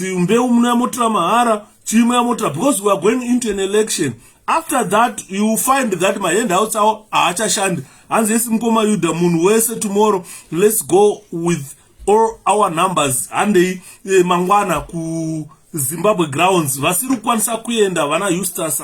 Vasiru kwanisa kuenda. Please, wear yellow as a solidarity with the people of Zimbabwe. Pane message, and from Maponga, or must I say Bishop Maponga, has asked a number of questions to the people's president, which are clearly rhetoric questions aimed at driving a ZANU-PF narrative that Nelson Chamisa is a puppet of the West. Well, before you ask all these questions, demand an answer from Nelson Chamisa, please ask the ZANU-PF oligarch how much they have sold us to the Chinese. We all know that the Chinese are the real sponsors of terror in our country, Zimbabwe, the so-called liberation struggle. Yes, I said it. It was not a war of liberation. It was a war of terror. Terror against our people who were murdered, raped, and maimed by the so-called gorillas in the name of cleansing Vatenges sellouts. Gandanga derere, a gorilla doesn't eat okra, where were more of the chants and slogans that were uttered whilst exploiting our parents and finishing their livestock. Who eats meat every day in a wartime? When you are in a wartime, you come demand uruda huku, uruda chia, derere, vanhu vachikurayirai zvinhu muchidya. Saka you find that that was another campaign strategy by the gorillas. Vachiuya vachithreatena vanhu, vachiuraya vanhu, vachiti masellouts. But as an opposition part, we are at disadvantage, ladies and gentlemen. We can't afford my handouts. We can't afford my handouts because the state has got an advantage. It utilizes state assets, Maria state, to campaign for ZANU-PF. So if you look at ZANU-PF rallies kazhinji kacho, pachipamwe jola zviri kufamba here. ZANU-PF rallies kazhinji kacho, they have got handouts which they use to canvass for support, and the beneficiary, they don't count the costs of those handouts. Most of those handouts, they come from your money as an individual. So if you are given stipo nezanu-PF kana sugar kana tora, because that was bought by taxpayers' money, it's not ZANU-PF buying you. It's not ZANU-PF giving you. They distribute those handouts to individual voters. This is an expensive way or an expensive transaction to engage voters when you want votes. So this is why I am saying the monies that the monies that bought those handouts, it's not ZANU-PF money. ZANU-PF is a broke part. It's not ZANU-PF money. It's taxpayers' money that is given at rallies. So rallies, most of the time, are cheaper methods of trying to mobilize the people to vote. This issue of giving handouts is where we are at a disadvantage because we cannot afford to buy those handouts because we don't collect taxpayers' money. So taxpayers, they need to be taught. We don't want part that brings handouts because they do not involve individuals, everybody in Zimbabwe. But these handouts, they target my part faithfuls. For them to keep voting ZANU-PF. So what we just need to do, probably as the opposition, let's try to use a strategy of household canvassing, where we go into their houses targeting individuals we know are going to vote and tell them that we have got a political party, 𝗙𝗵𝗃, that will bring jobs to you when you get a job. Because voting for 𝗙𝗵𝗃 is voting for your future and is voting for your job. If you vote 𝗙𝗵𝗃 to President Nelson Chamisa, yes, he can bring back the confidence of investors, and investors can come in Zimbabwe and invest. You guys get jobs. When you get jobs, you can afford to buy whatever you want to buy. You don't rely on handouts. And so this assumption, the good muramba mchivotera ZANU-PF mucharamba muchipuwa mahandouts, ukatasa kuora kwaita nyika yeZimbabwe ezvinezvi hakusina kwaachabva mahandouts. Instead mari yamuri kupuwa yemahandouts yo imari ingadai ichitenga mishonga yezvipatara, zvipatara zvichivhurwa, rodhi dzigadzirwa, but instead ZANU-PF yakushandisa mari iyoyo to mobilize you to vote for them. Apa zvipatara zvakafa. And kana matengerwa mbeu iyoyo, munhu ari kutengerai mbeu, a good example in it comes ZANU-PF is they inflate those prices. Kana 50 kg yembeu ichita $25, ZANU-PF inotenga ne$50 because munhu ari kupuwa wacho is corrupt. Zvapera dai your taxpayers money is gone. Wasara hamusina kana mari munyika, zvipatara hazvisina mishonga, zvipatara hapasina chiripo, mapassports hachaprindwi, zvipatara zvovharwa, marodhi omweda mapotholes, hapasina kana development iri kuitwa. Munhu yeye kana atowana $50 iyoyo yaakutengesera mbeu iyoyo, akuenda kunisa mhomho make akukwira ndege kunodya nemhuri yake. Makaona member of parliament aibata zvimazamu zvemabrazilians kuBrazil, asi achidzoka panotaura kuti nyika yafa nemasanctions. Iye anga ari kuBrazil achibata zvizamu zvemambuya ekuBrazil aya. Saka you see that those type of campaigns brought by ZANU-PF, ladies and gentlemen, we must be wary of those type of campaigns, because the strategy is to try and get votes but killing the economy. And murikona ndopa munotaka kutosekwa nemajoni kuti ukada kuona kudzidza kwemaZimbabweans, look at their economy, it reflects how educated these people are. Saka you find that macampaigns akadaro iwayo, they boost ZANU-PF or ruling parties votes, but they don't boost the economy of the country. Zimbabweans must desist from this culture of receiving things for free, because if you start working, unotenga mbeu yaunoda. Evo vanongounza mbizi 50 kg. Munhu wese ari muarea uri mambizi, tasingarime kudaro kudhara. Vamwe airima ara 15, vamwe airima kana inonzi yainzi ara 52, vamwe airima tairima different mbeu. It depends ne rain season yako kuti inenge yakamira zvakaita sei fukogore iroro. Saka what I am saying here, ladies and gentlemen, tomorrow we have got President Nelson Chamisa who is going to address us. When President Nelson Chamisa addresses us, there are things that I need you guys to really understand. The things that we need to really understand, things that are forcing us to go to attend those rallies, hoping that President Nelson Chamisa will form the next government, is because when our fathers stood against Ian Smith, they had no such resources, ladies and gentlemen, as we have now.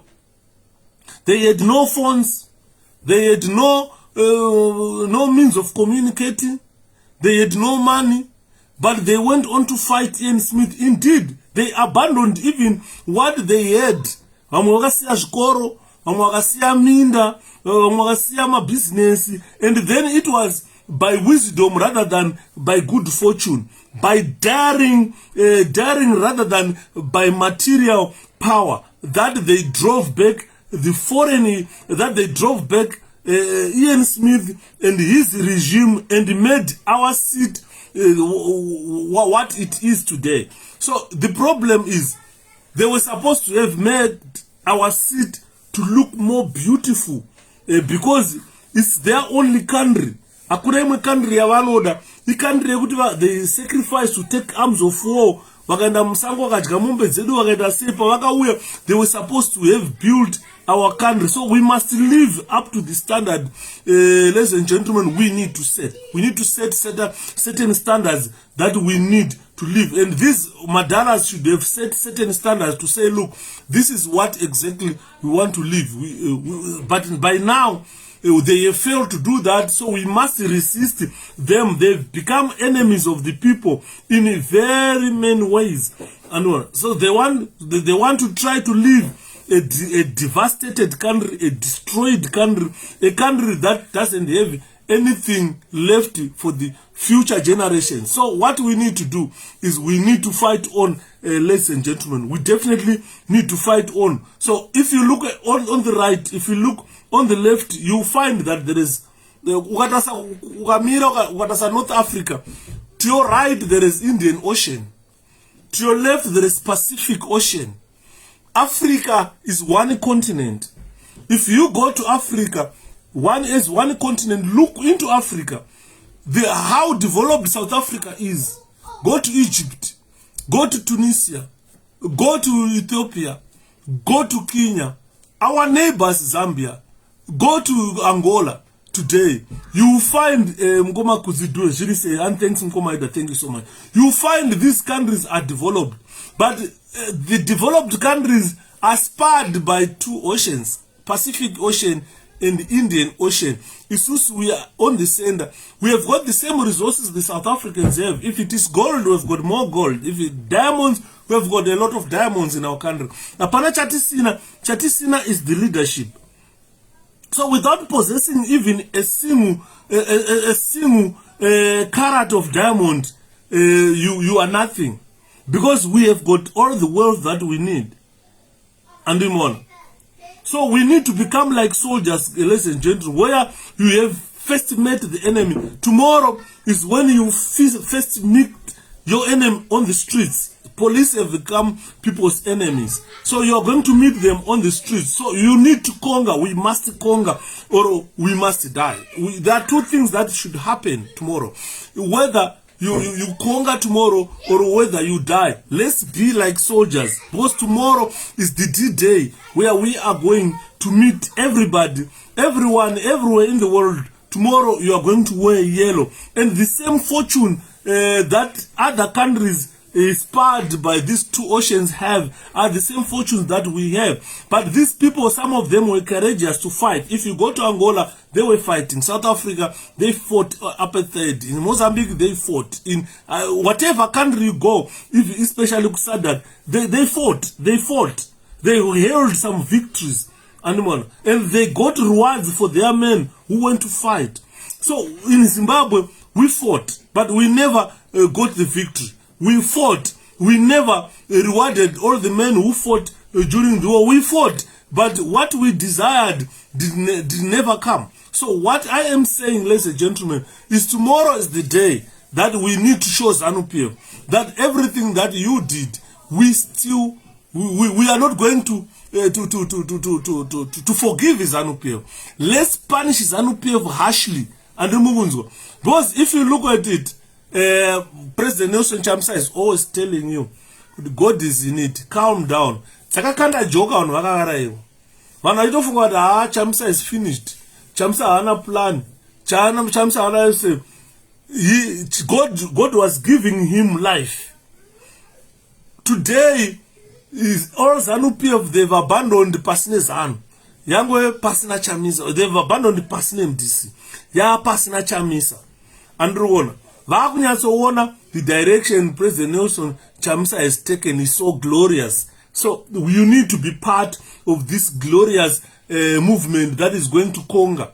If you come aboard, ladies and gentlemen, we will have an advantage. Don't be scared of death. Death is something natural that will come whether you like it or not. And more. So we should be generous defenders of this movement. We have done it before and we can still do it. We conquered before and we can still conquer. So what we need is you and me to defend generously our movement. Tomorrow is the day when President Nelson Chamisa is calling for every person amongst us to say, look, everyone must come. This is the time. The time is now that we need to push ZANU-PF out. And more. Ndoziva kuti vamwe mangwana kune recreational sport, vamwe unotamba bhora, vamwe unota sei, but let's be resolved, guys. let's be people who are in the midst of a struggle. The heat that is turned onto us is something that we need to move into this battle together. You see how many people were gathered by Douglas Monzora last week, and today in Bulawayo. This shows that MDC is now dead. So if MDC dies as it is now, this is our time to revive, to make sure that the spirit that we had in 1999 when we formed MDC, we revive that spirit with the 𝗙𝗵𝗄𝐶, and we go for a queue. We make sure that ZANU-PF will never resuscitate again. So the dignity of our conduct is based on what we do tomorrow. The dignity of our conduct is based on what we can afford tomorrow. The occasion is very important for you to attend, very important for me to attend. You must speak gloriously about your party. We must be there. Let's exhibit this to mankind, to ZANU-PF, that we are the people, we are the 𝗙𝗵𝗄𝐶. What we want is to show the world that the stage is set alight by none other than the yellow human nature. Tineka human nature katinako ka yellow human nature. Let's attain independence, ladies and gentlemen. This is time we should start fighting. And there is no time of pointing each other, no time of poking into each other's eyes. We are not enemies, ladies and gentlemen. We are the 𝗙𝗵𝗄𝐶 children, and tomorrow we must show them that we are united. We are united against these terrorists. 𝗙𝗵𝗄𝐶 is a territory on its own. So let's show these people that 𝗙𝗵𝗄𝐶 is a republic on its own. And all. And because ZANU-PF has permitted its army, has permitted its police force to brutalize us, to the extent that even other countries, they've raised an issue with Emmerson Mnangagwa. Instead, those countries who put the likes of Mnangagwa on sanctions, they were looking at the new dispensation as a way of trying to engage them and remove those sanctions. But it looks set that these guys, they don't want the sanctions to be removed. They want the sanctions to continue. Because obvious, a policeman had to film these people bashing people. But once you are arrested, they take the phones away from you. And a policeman filmed people being bashed. And so when these people were being bashed, it means that the international community is watching.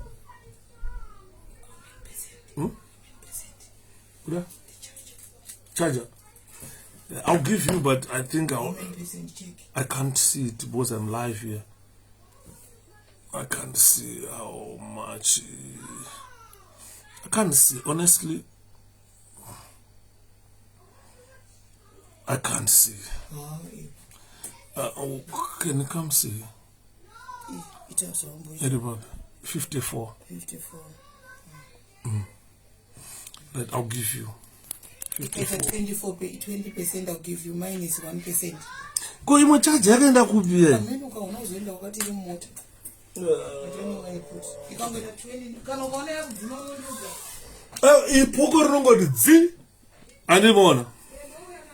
As good night, Mkoma. I salute you, Nimbozoro and One Simbare Mangwana. Thanks, Mkoma Kuda. Please update us tomorrow. Say. And ladies and gentlemen, we need to see tomorrow. Let's have our territory. Harare is our territory. Harare is our territory. So we want to see tomorrow a nation rising up, to fight dictatorship, to secure our jewel. Zimbabwe is a jewel that we need to secure, ladies and gentlemen. So tomorrow, that's the day.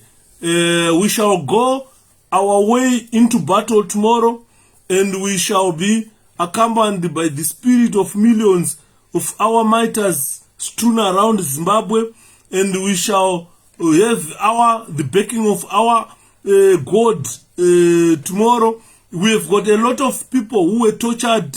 Some people were burnt alive. A lot of people were murdered, and mothers were butchered, fathers murdered by this regime. And our murdered brothers and strangled children will guide us to where we are going tomorrow. And in this battle, we shall break the enemy and bring salvation to the people of Zimbabwe. Tried in the furnace of persecution, thirsting only for freedom. We are being persecuted only for freedom. So for righteousness and for justice. So tomorrow, if you attend, you have attended because you are being persecuted, thirsting. What we are thirsting for is just freedom. Tomorrow, you will come to see how righteousness we want to become and for justice. So tomorrow is a day that you guys must attend. Let civilian voices argue tomorrow. Let civilian voices be heard tomorrow. Let every process that we take be lawful tomorrow. Zimbabwe is a great nation with a great people. You are part of the great nation.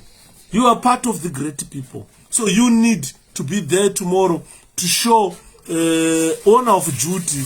You need to stand guard this thing we call 𝗙𝗵𝐶. Let's stand out from MDC. The path we have chosen as Zimbabweans to present ourselves is hazardous, because we have got futhi murodhi matinofamba, tine vavengi murodhi matinofamba, tazoita vamwe vavengi vada kutipa kunyangwe nepoison chaiyo. Saka zvaakudiwa panapa, let's be consistent, ladies and gentlemen. If you don't be consistent, God will never be willing to assist you. Our goals will only be achieved when we say, let's go for it, and we go for it. Tomorrow is the day that you and me must be proud of. There is no sign here, ladies and gentlemen, of ZANU-PF survival. So, if we hand over our victory to ZANU-PF, that will be a great mistake. If what we are doing now is what we need to achieve, because if we become so indolent or less, then we know that we have handed over victory to ZANU-PF. The way ZANU-PF is panicking is the way that it should incentivize us to say, look, these people are panicking. And the way they are panicking, they really understand. The audios are there. Senior ZANU-PF officials telling themselves that, no, let 𝗪𝗪𝗻 rule. Let 𝗪𝗪𝗻 be the president. But he's not an enemy of the country. And it's Murugona. Saka, let's try to be there, ladies and gentlemen, Mangwana. Let's mobilize more support. We need more networks. We need the party activists to be aware of this, that every party activist has got a duty to mobilize. Kana wako yenda nongo naiwe urukusarire handei musimuka moenda mese andini murugona. Because what we are going to do tomorrow, we are going to carry something from our president kuti vanenge vachituza kuti as a people we are a pool of activists, ladies and gentlemen. Ukativerenga utipedze, you can't head counters my supporters opposition. That in 10 million people in Zimbabwe at the moment, they support 𝗙𝗵𝐶. Those are going to ZANU-PF 5 million votes. Because even they know out of 17 million, 2 million are children, 10 million support 𝗙𝗵𝐶. ZANU-PF just needs 5 million. So we have got 10 million plus people who are supporting us.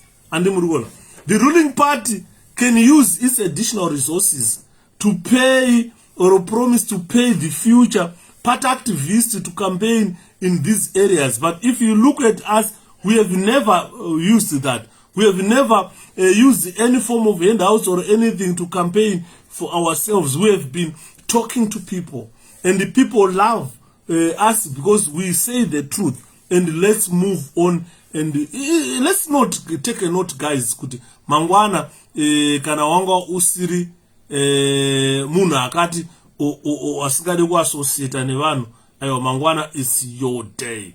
It's your day, guys. That day tomorrow, it matters. That's the beginning, or that's the beginning of the end of ZANU-PF. So we must see millions of people in Harare marching to Zimbabwe grounds tomorrow to engage with President Nelson Chamisa. We are not demonstrating. We are not doing anything illegal. It's lawful what we are doing. We are a people who should march to the Zimbabwe grounds and encounter. We know you encounter the law enforcement on your way there. You might encounter tear gas on your way there. You might encounter bullets on your way there. Please, I encourage Zimbabweans to utilize their smartphones tomorrow. Make use of your smartphones, ladies and gentlemen, so that the world will witness this remarkable event. What we need is to make sure that every problem is captured. Mangwana and Imona. Because this is the beginning of the end of ZANU-PF. So let's go tomorrow. Tinemoyo unoda. This could be probably the largest rally in our lifetime, or we might have other largest rallies to come in future. But what we are saying is, let's examine our participation. Let's look closely on what we want to achieve, and let's work together. Let's move forward. Political part. Yagada said 𝗙𝗶𝗄𝐶, a new political party launched must not fear, because tomorrow President Chamisa vataura about political protests, that we should engage in political protests every time anything happens. We need to express our disapproval of the current conditions, especially conditions of living that we Zimbabweans live in. We need a peaceful protest. So I think after tomorrow, going forward, because we must, the state must address this injustice, especially in political circles where political activists are arrested and hammered, bashed by the police. So we must see that all these are addressed tomorrow. Quite a number of things that should be addressed. We are a non-violent political party. We can even engage in non-violent protests. We can use all peaceful methods to engage this oppressive government for political change. So we can even petition other countries to come and try to intervene and help. We can do mass strikes, we can boycott, rallies. We should have marches, because our political presence must now be filled until 2023. Our political presence must be filled, ladies and gentlemen. Especially on issues of protest, I don't go back. We must be involved in any form of protest in our country, because our government is so aggressive. When it's so aggressive, we must engage their aggressiveness. Mkoma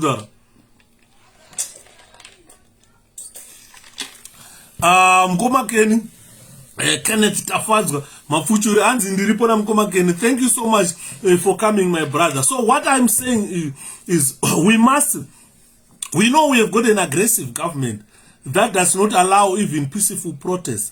But we should not be scared to exercise our rights, attending rallies. We should be attending rallies, boycotting a lot of things that are done, petitions, mass strikes, matches. Now we are an opposition political party, guys. We should be engaging in all those. Those who want to do a violent protest, you are not welcome, because that is not the way we were structured. We don't want to destroy anyone's property, because we know we are dealing with the terrorists. ZANU-PF is a terrorist government. If we try to do marches, boycotts, they want them to turn violent so they can find an excuse of killing people and destroying people's part and what we need to do is, let's make sure that 2022 to 2023 we are visible. We are visible. Let's be visible, guys. Protests, strikes, boycotts, rallies, marches, everything must be done. let's be visible. There are quite a number of injustices that we have seen. We should be advocates for change, for government change. And we must be seen doing something. This is the time of sleeping must go.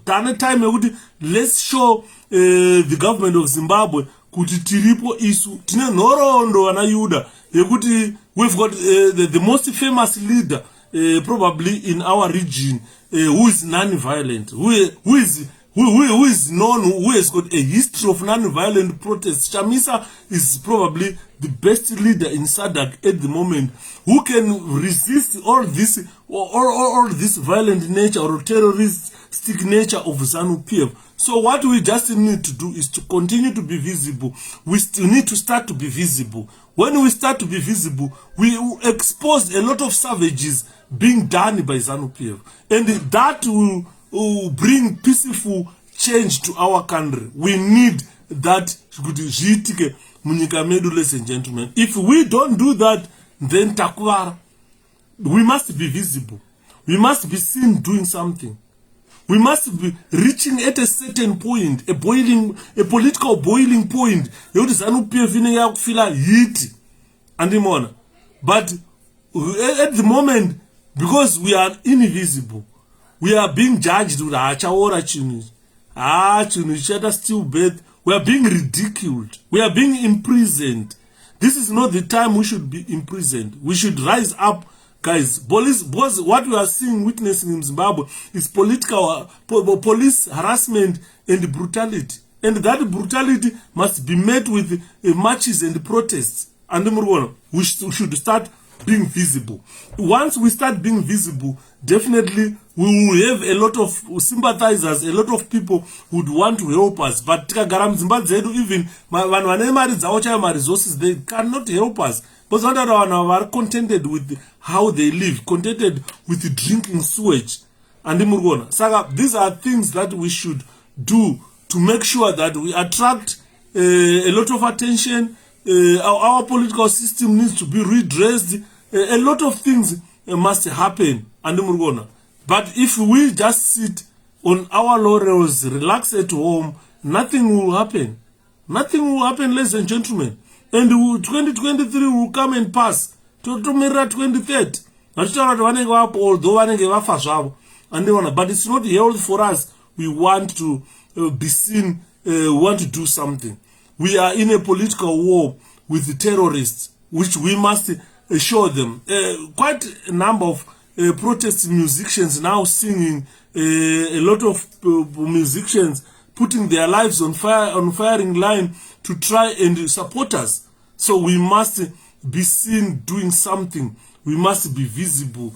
Now, let's start getting ready. Let's have this visibility to us, because if we don't do that, then we are doomed.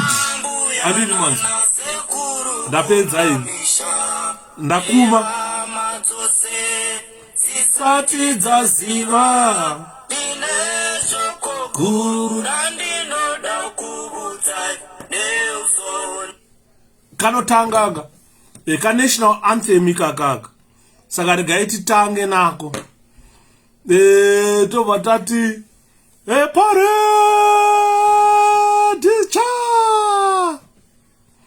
shoulder arms up to the up, to the up. General salute. Present. Arms up to the up, to the up. Anambuya nana sekuru kumamisha dea matose zisati zaziva ine shoko guru randinoda kubudzai neuson chamisa wavene bato itsva irida norakatorwa mushure mekumi paonekwa kuti zitare MDC rakange rasvibiswa nemandu ngonzora komichina nakupene vamwe saka kana mave kuzoenda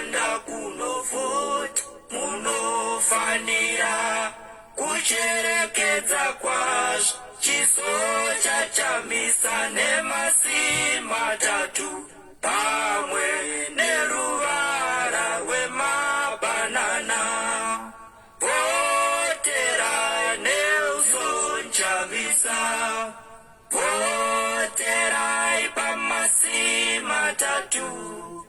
Voterai Nelson Chamisa, voterai paruvara rwemabanana. Voterai Nelson Chamisa, voterai pamasi matatu. Voterai Nelson Chamisa, voterai paruvara rwemabanana.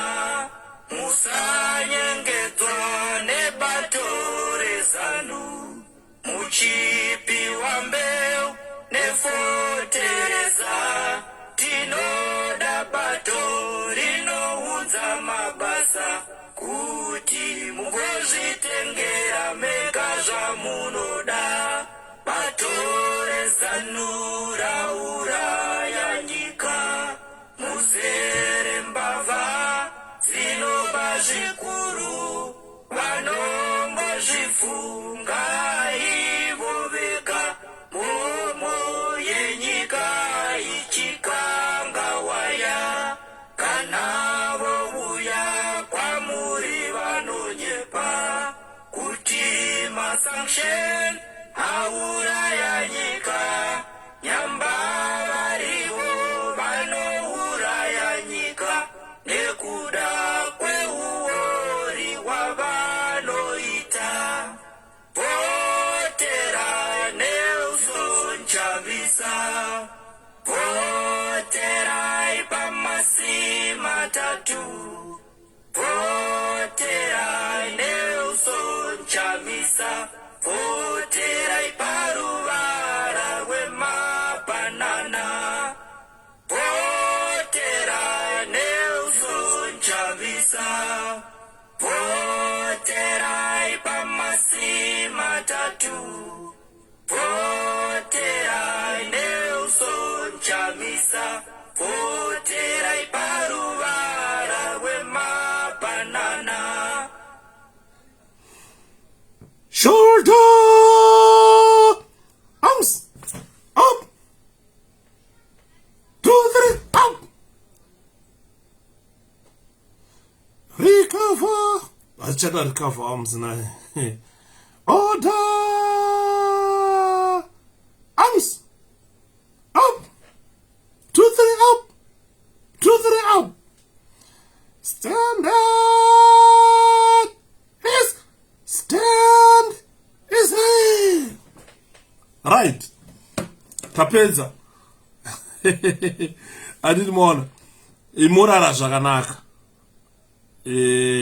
Tozoonana mangwana achinge chakabvunduka guys. Nhasi ndaswera nemi chitandara kubva masikati kusvika zuva ranhasi. Saka ngatandarei mangwanazve. A good night.